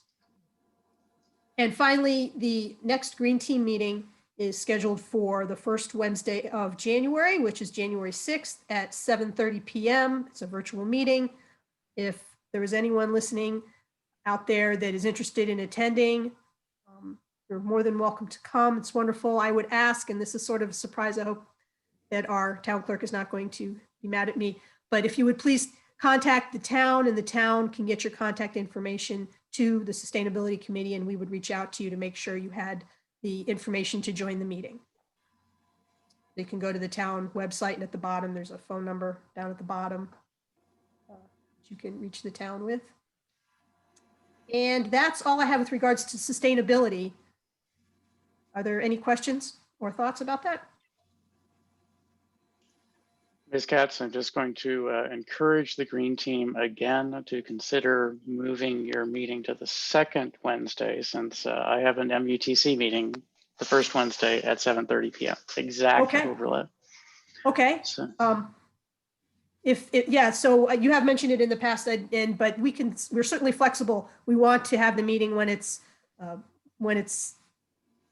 most people that are engaged in coming can come, and you count. You definitely count. okay, thank you. Much Certainly. appreciated. Certainly. Sorry about that. We haven't. Oh, no. I'm just always sorry to miss the meeting. The few times I've been able to attend, it's been a great meeting and I've It's enjoyed been, it. yes, we've definitely appreciated your attendance. Though you guys do put me on the spot, when Yeah. I'm there. Yeah, it is a little different. Yes. Okay, thank you. And I have- Any other questions from the council for Ms. Katz? Mr. Mayor, if I may. Please. Ms. Katz, and then just brief, if you may, regarding the Greenbelt composting report, Mhm. what was the one thing that jumped out from it that you thought could be readily applicable to the town of Riverdale Park? Well, that's a great question. I can send this is a significant report. It's got 108 slides to it. And Oh, wow. covers, there's a collection survey, there's a survey of collection programs at a national level here, there's a community composting profile, it covers various towns. There's a bit about home and backyard composting, pay-as-you-throw programs, which I believe in this work session, there's a little going to be something about residential trash collection that might be talked about. It may have nothing to do with what I'm thinking about, but I'm thinking of a bigger, longer term picture about Right. what it costs our town to dispose of trash, and Mm-hmm. over time, do we have any goals with regards to, I know we do have goals for reduction of trash, and composting could play a part in that and potentially save us money down the road too, if we can reduce our production of what's considered trash versus organic waste. Anyway, so I can't answer your question. What jumps out to me, I would encourage you to give this a look Sure. and let me know what jumps out to you. Other than it, I'm hopeful there's something in this that we can adapt for use with the community gardens. That maybe that might be a good pilot way to start a successful composting collection site that benefits the garden, also encourages residents to not throw out organic waste, but to actually compost it. Okay. Well, I'm about ready for some new morning readings. So whenever you want to send that along, that would be great. Quick question, one last quick follow-up question. Did you see this report as a broader approach from the city of Greenbelt in terms of dealing with waste management in their community? I would actually encourage council to invite the town of Greenbelt's sustainability person over to talk about their waste management goals, program, what they're doing. I'm not as well in that, but I do know they've done a lot. It's a focus for them. So there's a lot to be learned from them in that regard. Okay, great. That's a good recommendation. Thank you. Any additional questions for Ms. Katz or additional public comments? Okay, let's move on the agenda then. I have one other item, not really Yes. sustainability. I'm just here. You're all here. Staff is here. I was walking by 4701 Queensberry this evening, which is the former location of the Archie Edwards Barbershop, folks, which is right across from the Tapas restaurant on the same side of the street, Queensberry. Anyway, there was a door hanger at 4701 from Washington Gas saying, sorry, we missed you. And the only reason I bring this up, it was a notice of service visit. The building looks abandoned, and apparently this is a very fresh door hanger.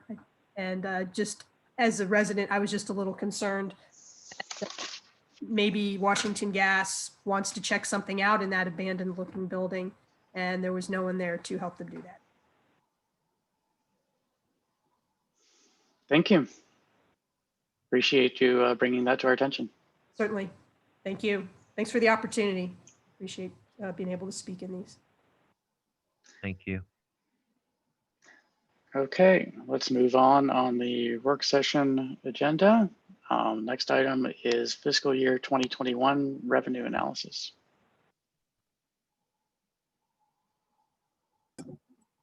Good evening, Mayor and Council. I will be covering the revenue analysis. It's similar to reports that I presented in the past. It covers the current fiscal year, and then it compares the 3 previous fiscal years, starting from July 1st up to December 18th. So the first category will be the local taxes. Currently, we are at $4,832,000, which is up higher than where we've fallen for the previous 3 fiscal years. If you notice, 2018, we were at 3.87, and in the current fiscal year, FY 2021, we're at $4,832,000. So, over the last 3 years, we have increased our revenue each year. I also want to make note that we have updated our revenue to reflect the TIF being removed from the real estate taxes. I know last time I covered this portion, the real estate taxes were really high, but we were able to reach out to MuniCap, and they gave us a figure that we were able to back out. So our revenue is still higher. We do like where we're at, but we did back out $590,000 for the TIF. Okay. The next category is licenses and permits. We are at $183,911, which is up from the previous year where we were at $172,000. 2019 and 2018, we did receive a significant amount more, as I covered in previous reports, for the building permits. So that's why those 2 fiscal years are higher than the last and the current. But we do like where we're at as far as licenses and permits are concerned. The next category, administrative fees. It's the same as it's been the last few months, $800. Previous fiscal year, we were at 2,000, one before that, 2,055. So this covers abatement charges and municipal infractions, and it does vary year to year. Next category is the fines and forfeitures. This covers the vehicle impounds, parking citations, and police reports. So we are down in comparison to other fiscal years. We're at $19,200. And, this is kind of expected with all of the events that have taken place this fiscal year and even last fiscal year with COVID-related incidents. So the final category is the community safety programs. This covers the Safe Speed for Students, which is the speed camera revenue. So while we're down in fines and forfeitures, we're actually much higher in the speed camera revenue. We've fallen at $385,000, which is significantly higher than the last fiscal years. $212,000 the last fiscal year. So we've outpaced all of the fiscal years in the past for the speed camera revenue. So as I mentioned before, with COVID, we have less drivers on the road, less traffic, and more speeding. So we have been receiving additional revenue from the speed cameras. So all in all, we are at $5,421,000. So we do like where we're at with our revenue, with everything that's been going on. We still seem to be in a pretty good place as far as revenue is concerned. And you can see that in comparison to other other fiscal years, we've outpaced the revenue up until this point. But again, with the rest of the year, as has been mentioned, there is a lot of uncertainty. So moving forward, while we are up, we still, are monitoring all of our expenditures and monitoring our revenue as well. So that concludes the revenue report. Any questions? Thank you, Mr. Jones. Are there questions?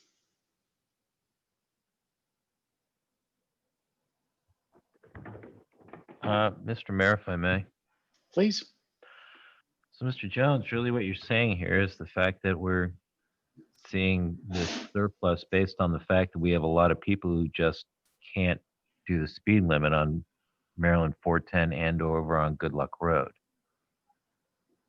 Yes, that is correct. Okay.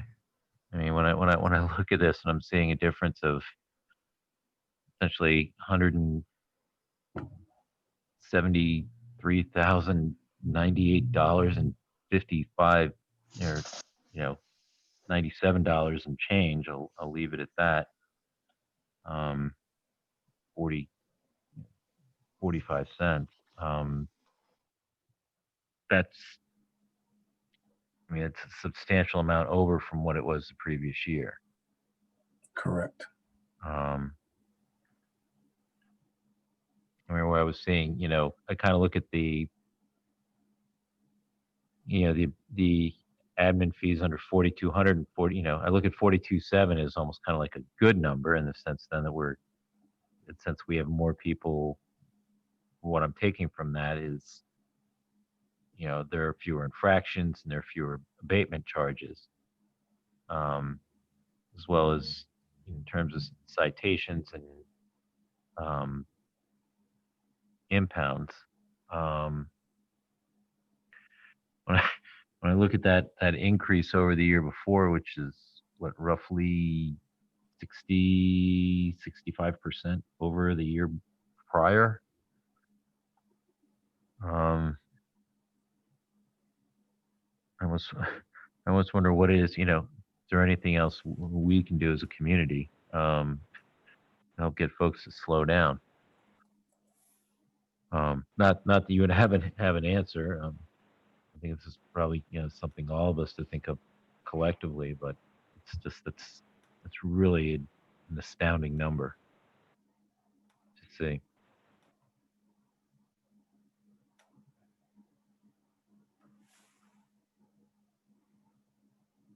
I'll leave it with that, Mr. Mayor. I agree with your sentiment, Councilman, and wish there was something we could do to encourage. I guess the fines will convince people one at a time to slow down as they drive through town. So, okay, are there additional questions for Mr. Jones? Hearing none, let's move on to the fiscal year 2022 budget development calendar.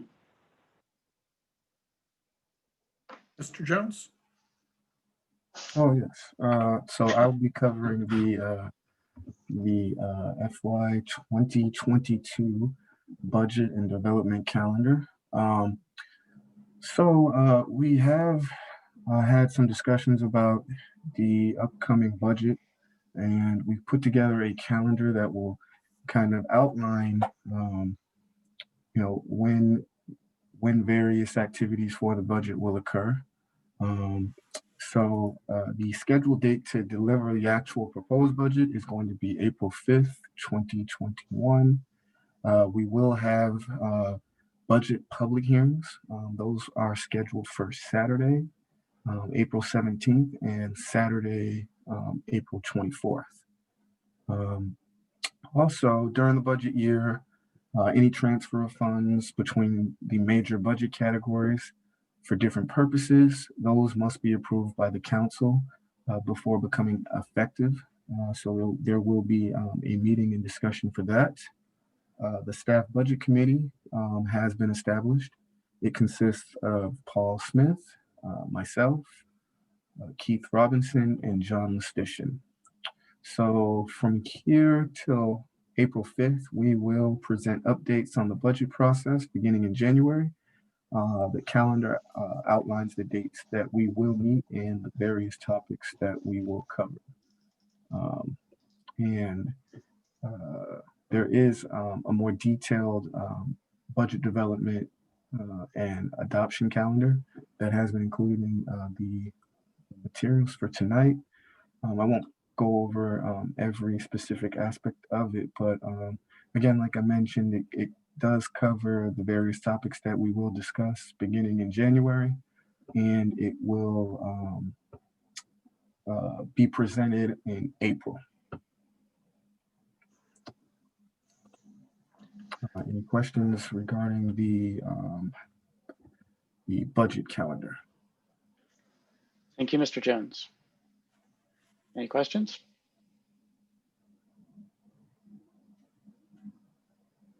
April looks to be a very busy month. It usually is. So I think it's even more busy for the staff than it is for those of us on the council. So. Wow. A lot going on here. The only thing I would add, Mr. Mayor, is this calendar, it represents the good work of Mr. Jones and Mr. Smith in putting this together. And as I've mentioned when I first got here nearly 4 years ago, the budget's the most public document we have. And continuing with the tradition that we've put in place, there are 15 opportunities, including tonight, for individuals to weigh in on the town's budget, formal opportunities. Beginning in January, there'll be 14 occasions where members of the community will be able to comment on the budget and the budget process and things of that nature, as well as the council.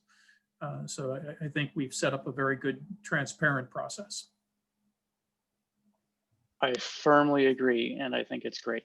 I think the number of hearings, the fact that we learn early on the budget assumptions that staff have is always really good news. It's good to have the high level of, as you say, publicly available information on the entire budget process. So thank you. Thanks to everyone on the staff for providing that. And I will start putting those items into my calendar so that nothing lands on top of them. Okay, let's move on to item number 3, residential trash collection. Is there a staff presentation? Yes, Mr. Mayor, and I was going to give just a very brief introduction, then Ms. Lewis is going to take over, and then we have a guest with us tonight. The owner of Jada Trash Services is with us this evening. So in the interest of ensuring that, the town has a well-delivered trash service, Ms. Lewis and I think we've heard clearly from the council over the last year or so your concerns and your vision, if you will, of what you would like to see. And so Ms. Lewis and I had many discussions about this, and she put together a process, and she'll fill you in on what that process was. But all of that has led to a recommendation to go with a vendor, a different vendor than our current vendor, to provide residential trash services. And I've met with the owner of Jada Trash Services, and I like his approach and his thoughts, as well as the fact that if the council decides to embrace this proposed change in vendor, the fact that we would have a monthly electronic recycling option as well, included in the base price. I think expanding, we just got a clap from Laura Katz Oh, we got a thumbs up, and we got a thumbs up from Councilmember Lingua. That's all I see across the banner. I don't know if others are applauding, but Great idea. That coupled with just the whole approach and we'll have the owner speak for himself, but the whole approach to providing services from a smaller firm for a small town. There's something that seems to match well there. So I'm going to turn this over to Ms. Lewis, who can explain the process we went through and how we got to a point where we want to make a recommendation to you this evening. And then we'll field your questions and then also introduce you to the owner of the recommended vendor. Ms. Lewis? Sure. Thank you, Mr. Town Manager. Good evening, everyone. Staff took a different approach this time to find a vendor for residential trash collection services. Recall in 2019 that we released an RFP on the open market for collection services and received 2 proposals, one from the current vendor and one from a vendor looking to provide services in the county for the first time. The price from that vendor was higher by at least $125,000. Staff learned over the last couple of months that the county, has several haulers under contract for different areas of the county and for different collection services. We asked for an opportunity to ride one of those contracts. And in response, the county provided the contract for 4 of its small to medium-sized haulers, serving similar sized communities and communities in the greater vicinity of Riverdale Park. Staff sent a request for proposal to all 4 haulers, and again, just received 2 proposals. And only one of them was considered responsive in terms of meeting the submission deadline and adhering to the requirements of the solicitation. Jada Trucking submitted a responsive bid, and Mr. Jesse Tart, the president, has joined us this evening and is available to answer questions about his company. But before I invite him to introduce himself and his company, I'd like to take a few minutes to highlight sections of the draft contract included in your proposal, in your packet. The contract maintains the current level of collection services, including twice-a-week trash collection, and on the same collection days, Monday and Thursday, and we're very excited about that. We did give the bidders an opportunity. We recognize that given their current services in other communities, they might not be able to give us these services on the same day, but we're fortunate that Mr. Tart can service our community on Mondays and Fridays, so we don't have to introduce that change with Thursdays. and Monday and Thursday, so we don't have to introduce that change with the new contract. There'll also be once-a-week yard waste and bulk trash collection. And Mr. Tart has proposed that these both occur also on Monday. And the contract includes the provision of a 95-gallon trash container to each eligible unit. Additionally, as Mr. Town Manager mentioned, he's offered to provide once-a-month electronic waste collection. The date and location will be determined to outside of the contract, but we've already discussed locating the collection bin at DPW on bulk trash drop-off Saturday, which is the 3rd Saturday of the month. That might work best for that additional service. This contract also includes on-premises or walk-up collection, but at a nominal cost in this contract at 75%. Our current hauler provides this service at no cost. However, this is a cost allowance for service in the county contract, and we've elected to be consistent with that. And as I mentioned, the price is nominal. The staff will have to identify these households over the next several months. The cost for this scope of services and containers is $21.48 per eligible dwelling unit. Using the 1,300 units as a base, the cost is $27,924 per month, or $335,088 annually. By comparison, this would be about a $32,000 increase above our current cost. The contractor's proposal also includes a per hour fee for labor and equipment usage and a disposal fee for assistance with emergency cleanup and collection services on a call-in basis. We found these costs to be reasonable and believe this is a major new element in the contract, something I don't believe the town has had before. The September 10th flash flood certainly taught us a valuable lesson that while we were able to handle the cleanup or assist with the cleanup, it would be helpful to have supplemental resources for such an event. The contract proposal is for an initial 5 years from May 2021 to June 2026. This considers the startup costs for the business, including the purchase of 1,300 plus containers. And Mr. Tart is also planning to purchase 2 trucks appropriately sized to service our townhouse communities. The May start date takes into account the termination of the current contract after the 120-day notice. The contract also allows an opportunity for a 3-year extension from 2026 to 2029. Every time I think about that, I age myself that many years, for a total of 8 years if approved by the community. Many of the provisions of this existing contract, are carried over into the new contract. We have enumerated performance standards and associated administrative fees, liquidated damages. We're trying to figure out what strategy to use or what phrasing to use in this contract, and are working with the county attorney on that. The county has administrative fees in its contract, and we've actually adopted most of them. And so we thought we'd use the same terminology, but we're going to work that out with the town's attorney.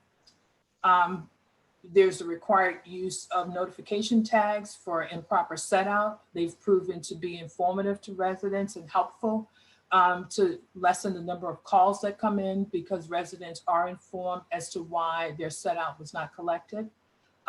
There's required reporting on tonnage, container replacements, and curbside bulk trash pickup. And we're going to maintain the online report system that residents use to raise or make requests and raise concerns that are sent directly to the vendor.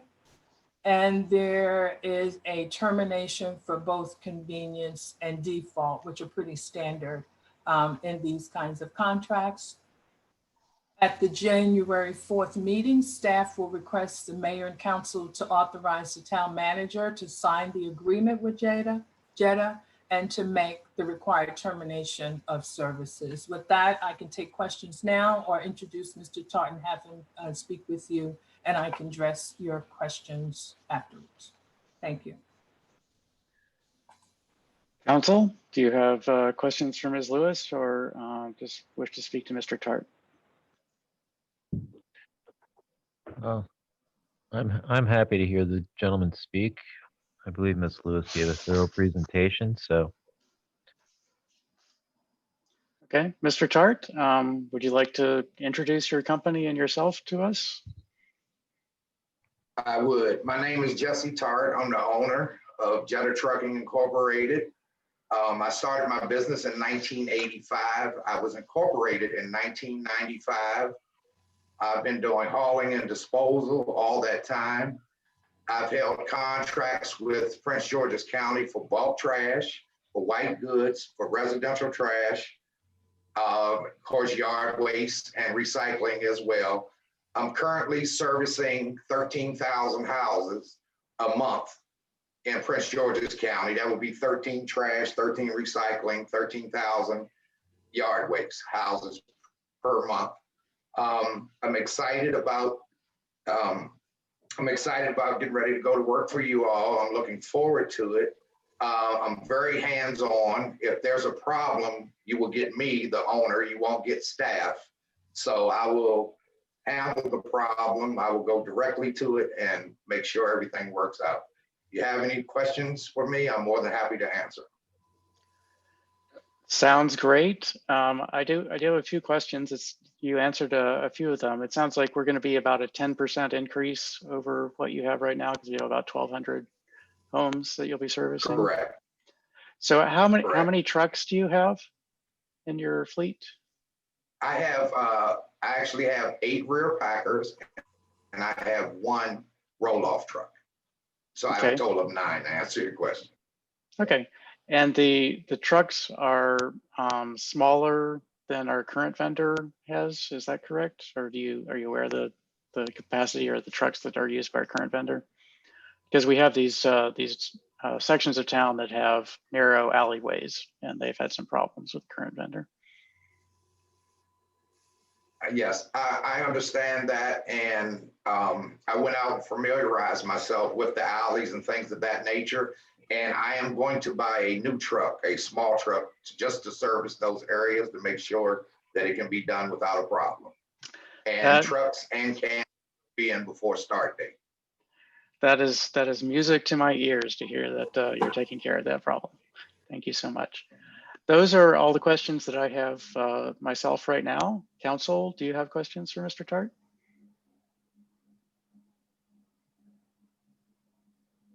I'm happy to go.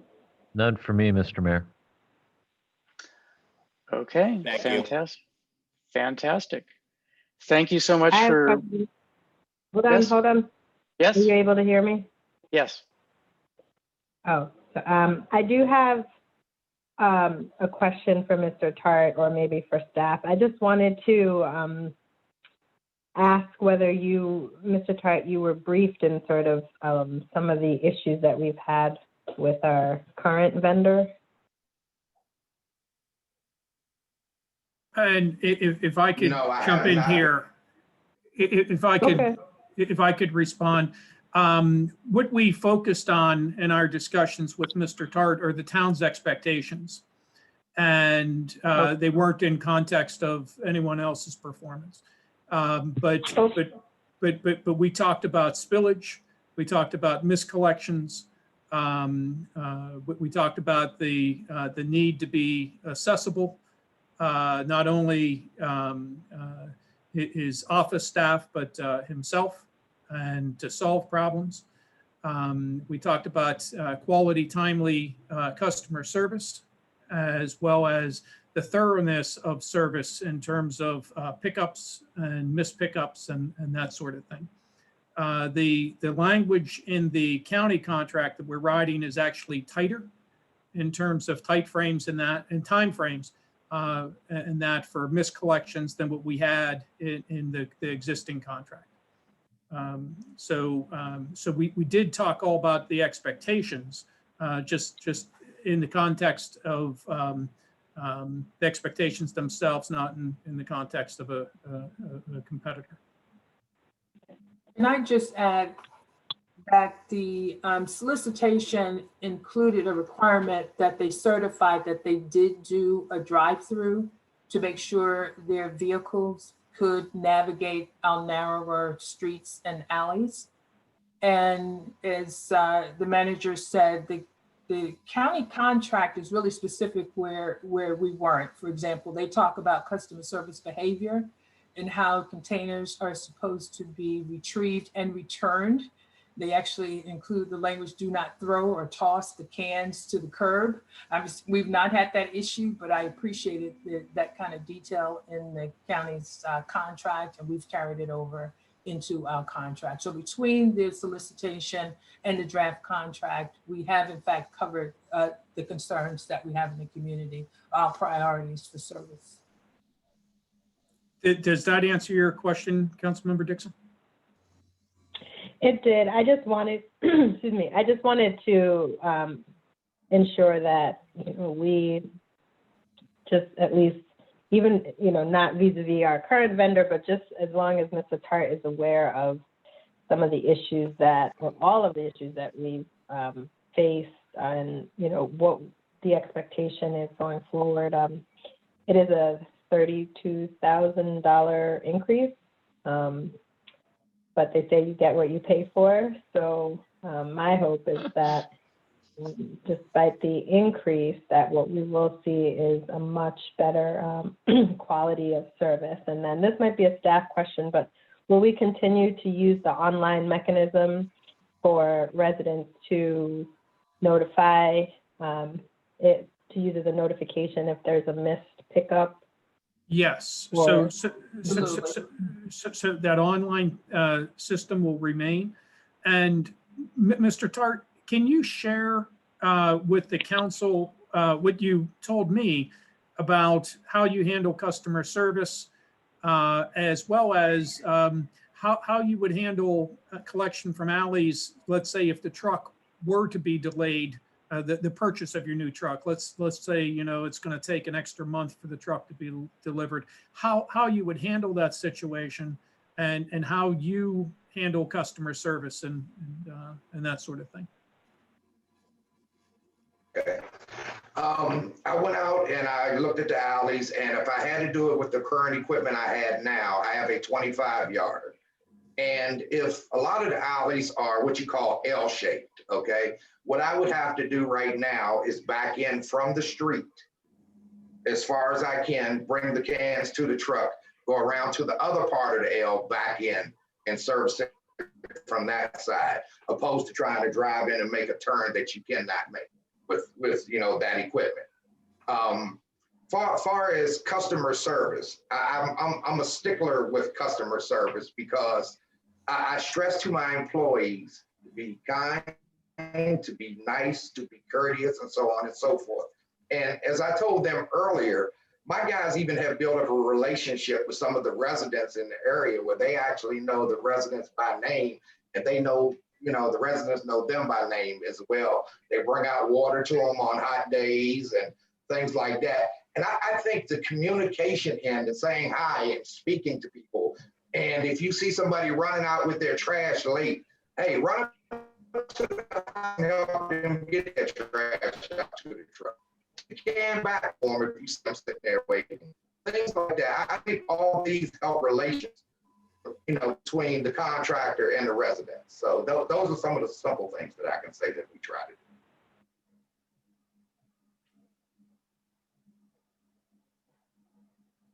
Fantastic. Yes. I lost my cursor again Yeah, for a second there. Yeah. So, Okay. Ms. Katz has a question. If there other. Yes, thank you. Okay. Question about, I guess this is directed at staff maybe. Is there anything expectation-wise regarding data collection in the contract?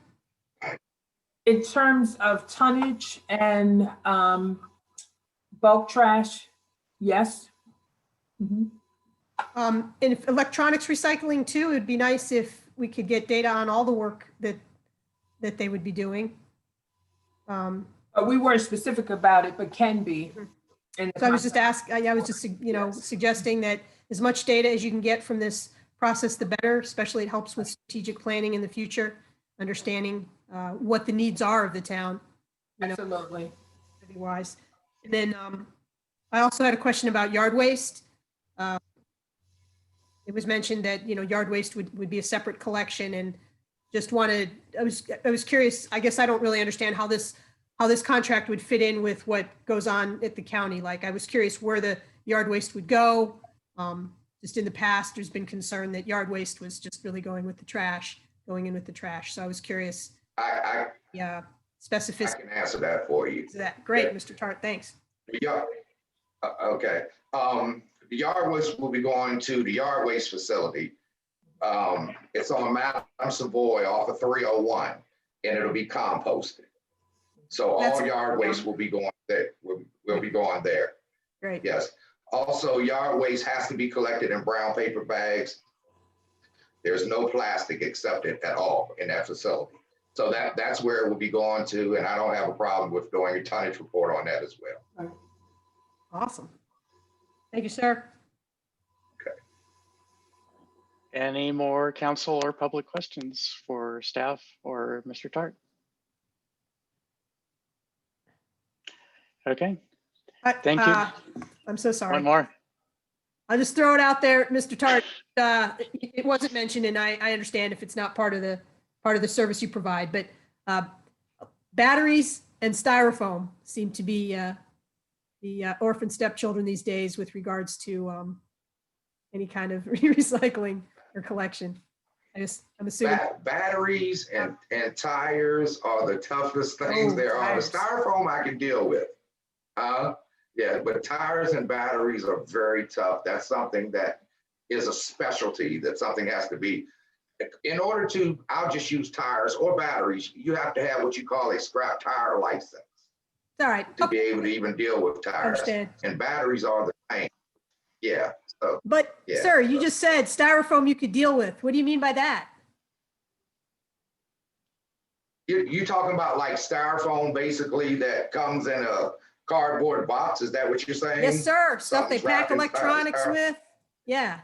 That can be mixed with that can be mixed with the trash. That can go with the trash. Well, yes. It That currently, can go. That's what we Yeah. do at the county now. You can. there's a styrofoam recycling center Yeah, in, that's what we do at the county now, right? it is something though that could, No, it's not recyclable. No.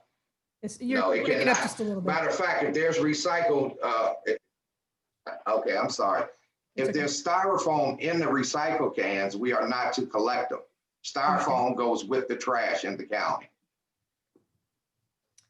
Yeah, I was just I mentioning hope you heard. styrofoam recycling Yes. capability in the world. And I think New Carrollton has a collection point there.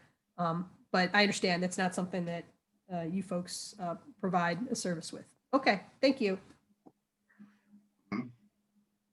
So, Mr. Mayor, if I could just make sure that we understand as this conversation is coming to a close.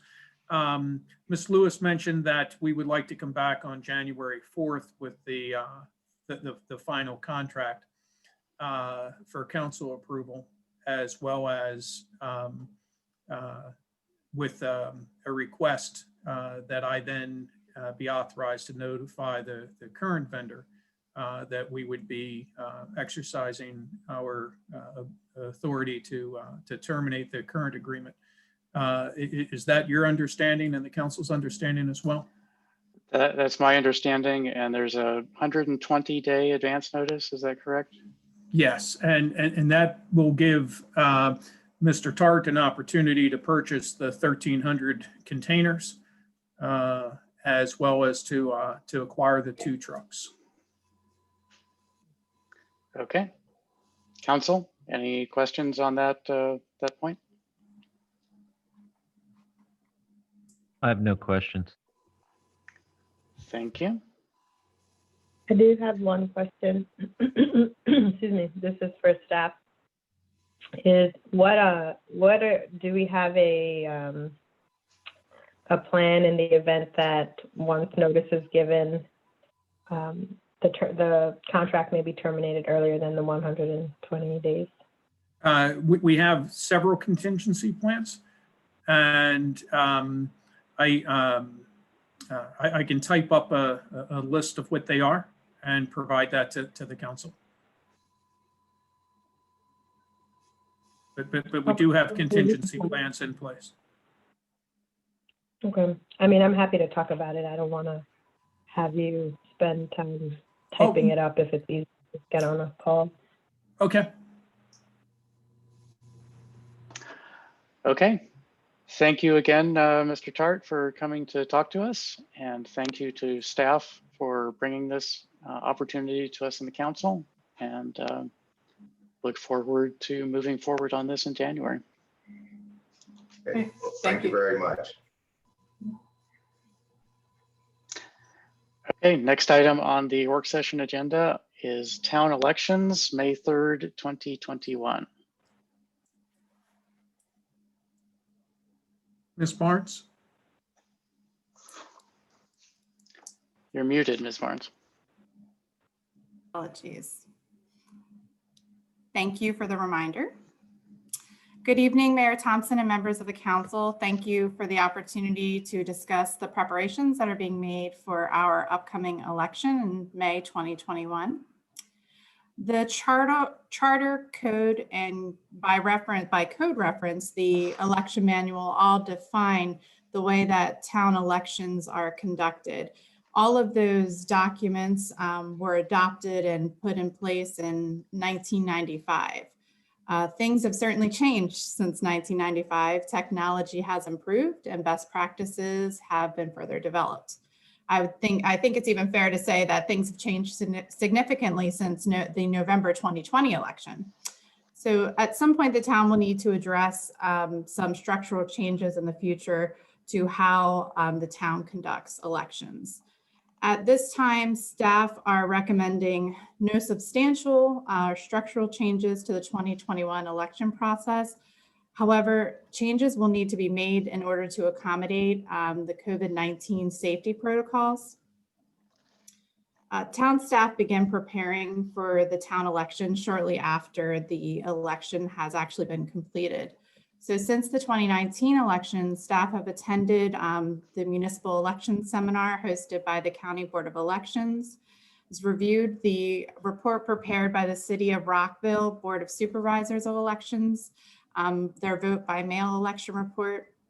We've participated in meetings with clerks in our area specifically to discuss elections. Most recent meeting was last week, and the next meeting is scheduled for January 26th for a statewide discussion regarding municipal elections. Just a couple of weeks ago, I had the opportunity to attend the City of Gaithersburg public forum on their upcoming election.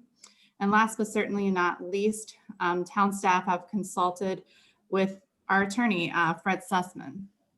So after a thorough review of the town charter, code, and election manual, and recognizing the need to implement COVID-19 safety protocols, staff recommend the following for the town's May 2021 election. So expanded use of mail-in absentee ballots. There will be no changes to the absentee ballot process. The only minor changes would be made to increase voter accessibility, specifically to the application for a ballot. The applications would be made available on the town's website, at the police department, which is open 24 hours a day, 7 days a week, and actually included inside one of the upcoming editions or several of the upcoming editions of the town crier as an insert. So it goes directly to the residents' homes. The availability of mail-in absentee ballot applications would be advertised on the town's cable channel and through all town communication platforms. The mail-in absentee ballot application will also be available in both English and in Spanish this time around. Staff are exploring a business reply mail permit with the post office to make it easier for folks to send back their applications and ballots. Second recommendation is a ballot drop box. Ballot drop boxes were widely used in the November 2020 election with great success. College Park recently utilized the ballot drop box for a recent special election that was actually held in November, so right around the same time as the nationwide election. They reported 80% of their ballots came back through the drop box, 20% by mail, and very few voters actually came to the polling place. A secure ballot drop box would be installed in front of Town Hall to allow for the deposit of mail-in absentee ballots 24 hours a day and 7 days a week, leading up to the closing of the polls on Election Day.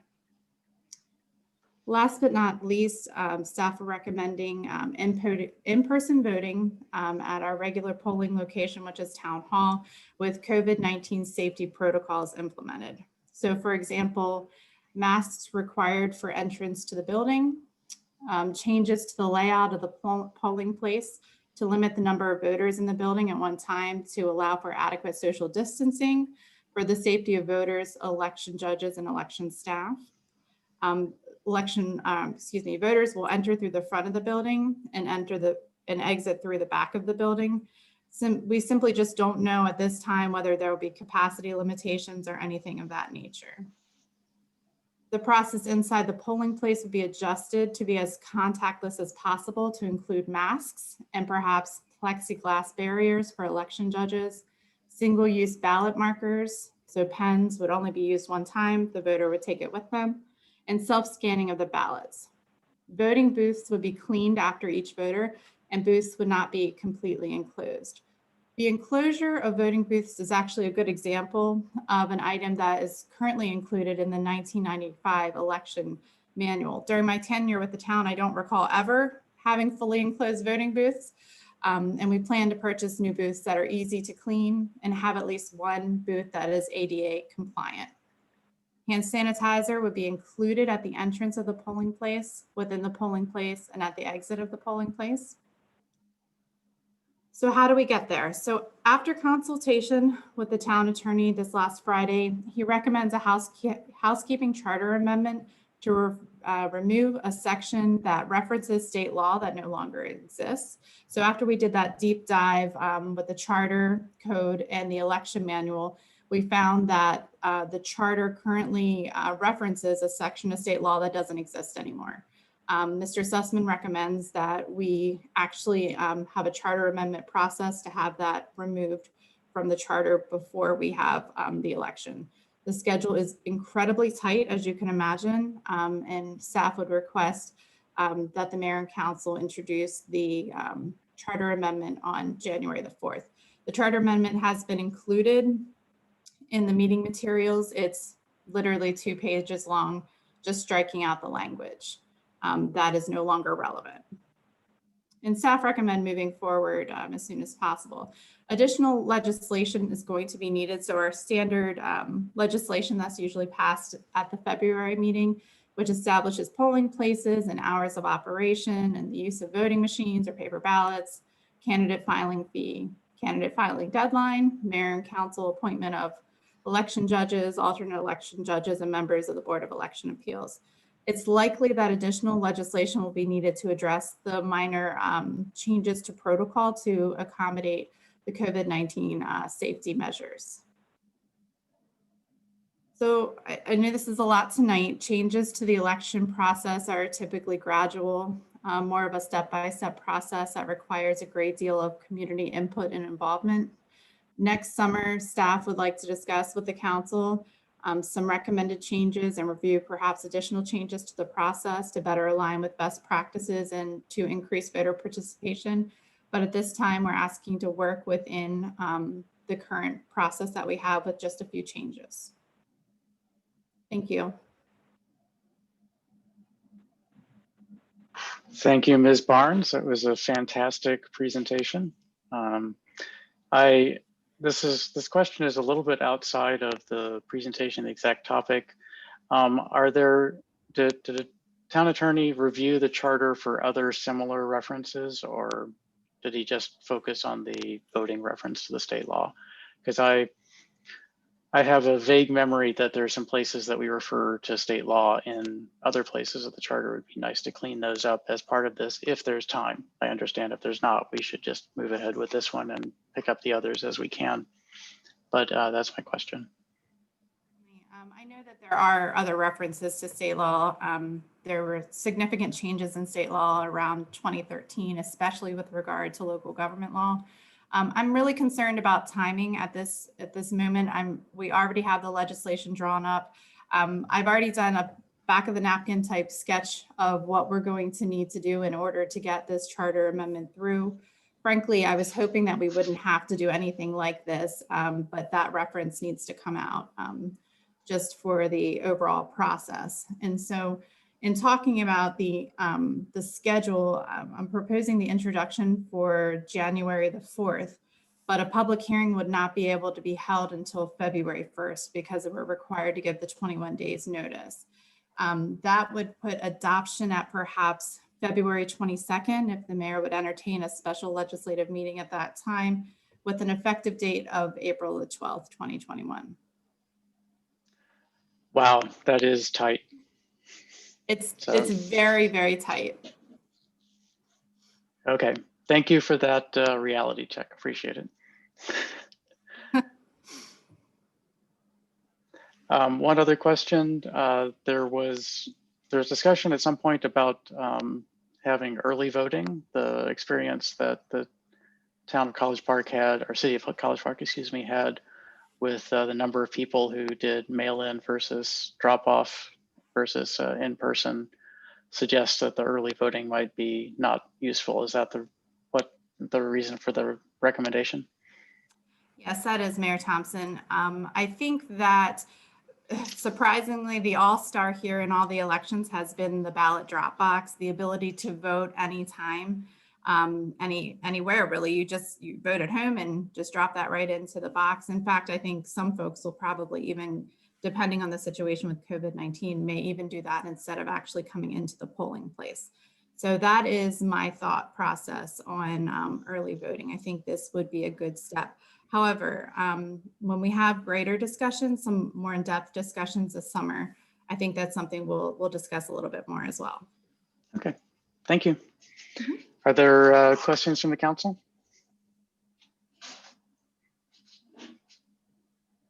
No, I'm good, Mr. Mayor. That was phenomenally thorough, and thank you. And yes, 22nd of February, I'll be there. Thank you. Thank you. Are there any comments from members of the public?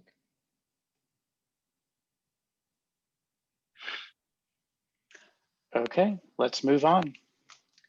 Next item is mine, actually, is nominations for the Mixed Use Town Center Local Design Review Committee, or the MUTC Committee, as we call it.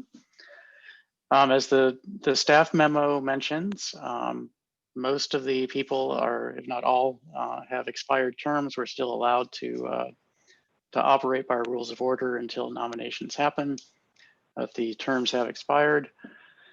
And the paragraph that's sort of at the bottom of this, almost at the bottom of the screen there, has the requirements for membership on the committee. And that is that there are 2 municipal government representatives, 2 residents, 2 business and/or property owners in the town center. And this is where it starts to get complicated. There's a 7th member having technical or design expertise in a related field, such as planning, local history, architecture, landscape architecture, real estate, education, law, finance, or the building trades. And then one of the 6 core members shall also have design expertise in a related field, such as architecture, landscape architecture, or urban design. So I have to take all of the people who are interested and make them fit into that complicated structure. And if town staff could switch to my Excel sheet.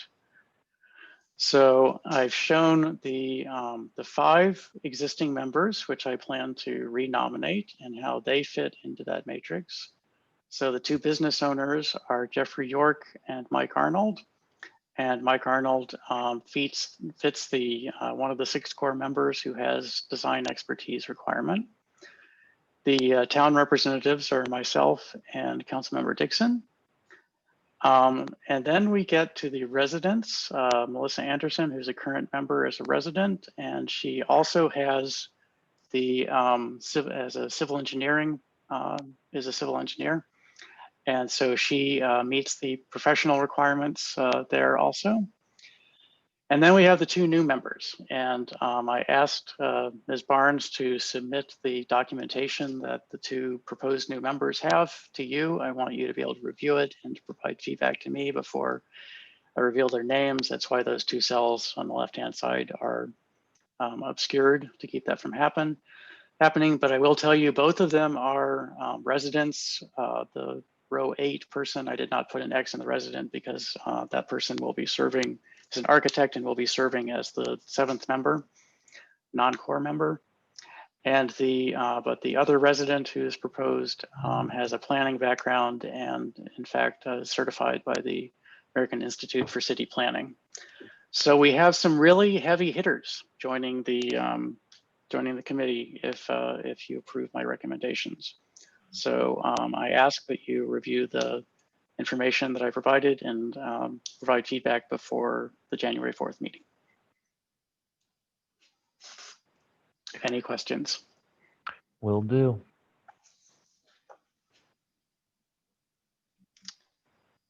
Any questions from the public? Okay, let's move on to agenda item number 6, a request for letter of support regarding veto override of House Bill 1236.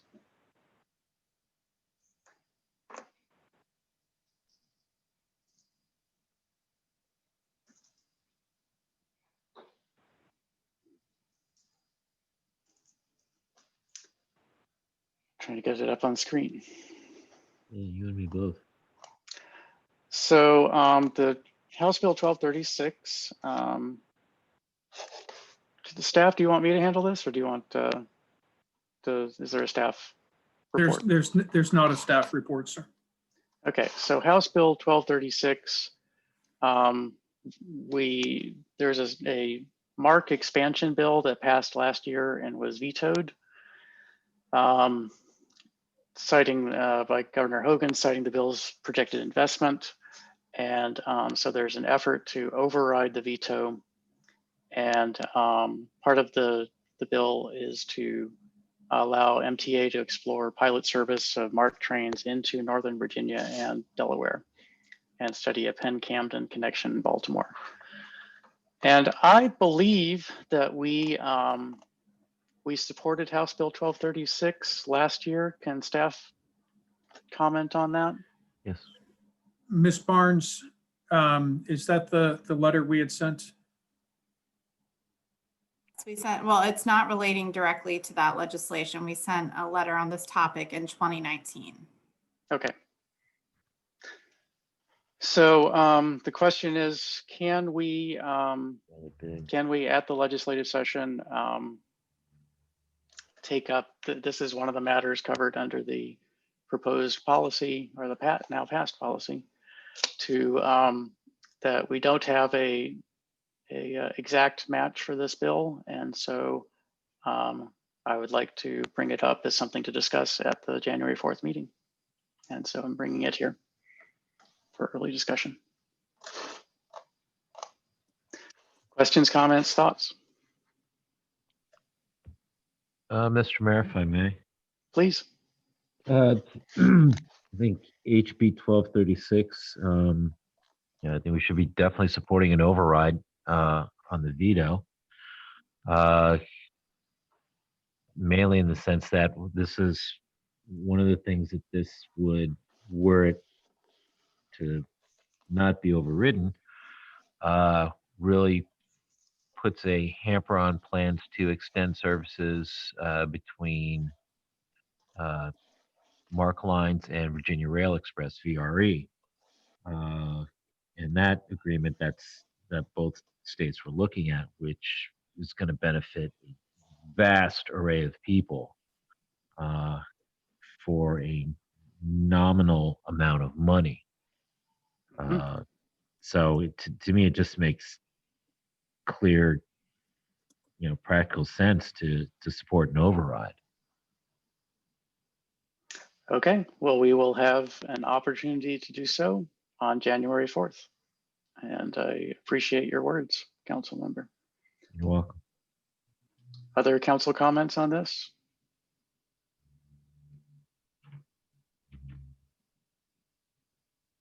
Unless there are strong comments contrary, then I will place it on the agenda. So I am taking silence as that. Are there public comments on this item?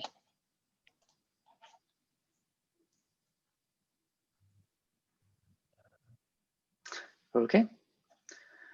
Let's move on to agenda item number 7, Town Manager Annual Performance Review Format and Schedule. This should look familiar. It is based on the item that we used as guidelines last year for performing the performance review for the town manager. It has new dates and new information about our just goals, but it is substantially similar to what was there last year. I did mention that for evaluating the town manager's performance, that we should consider the actions performed in response to the COVID pandemic, since that dominated much of the work of the town over the last year. And as well as the staff goals that were provided to the council in early April. Unless I hear objections from the council, then this is going to be the version that I use as guidance. And part of it is that I will be providing you with the form for evaluation, which again will look very similar to what was provided last year, unless I get feedback from council members that they would like to see something different. And that will be submitted to you early in January. Any thoughts? Mr. Mayor, if I may. Yes, please. I'm noticing this. It's process for evaluation for the performance for January 2020 through. Oh, okay, never mind.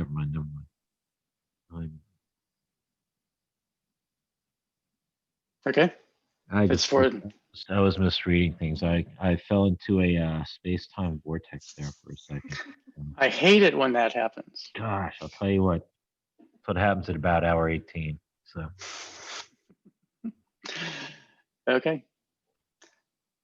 So please get back to me in the next few weeks. And if you want to see changes or want to change the schedule, and we can adjust this document if needed. Next item on the agenda, if there are discussions, is there any discussion or comments from the public, members of the public?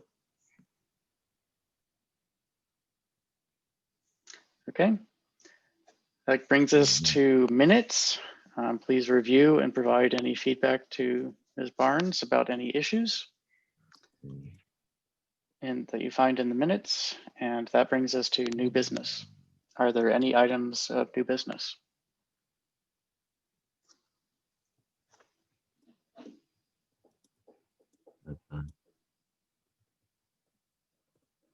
I'm hearing a lot of silence. So no new business. Okay. Are there any items of unfinished business? Unfinished business. Like the uncarrier and the uncola and unbusiness. Now, are there any items of unfinished business? Hearing none, then because this is not a formal meeting, we don't have to make a motion. We are just adjourned. It is 9:51 p.m.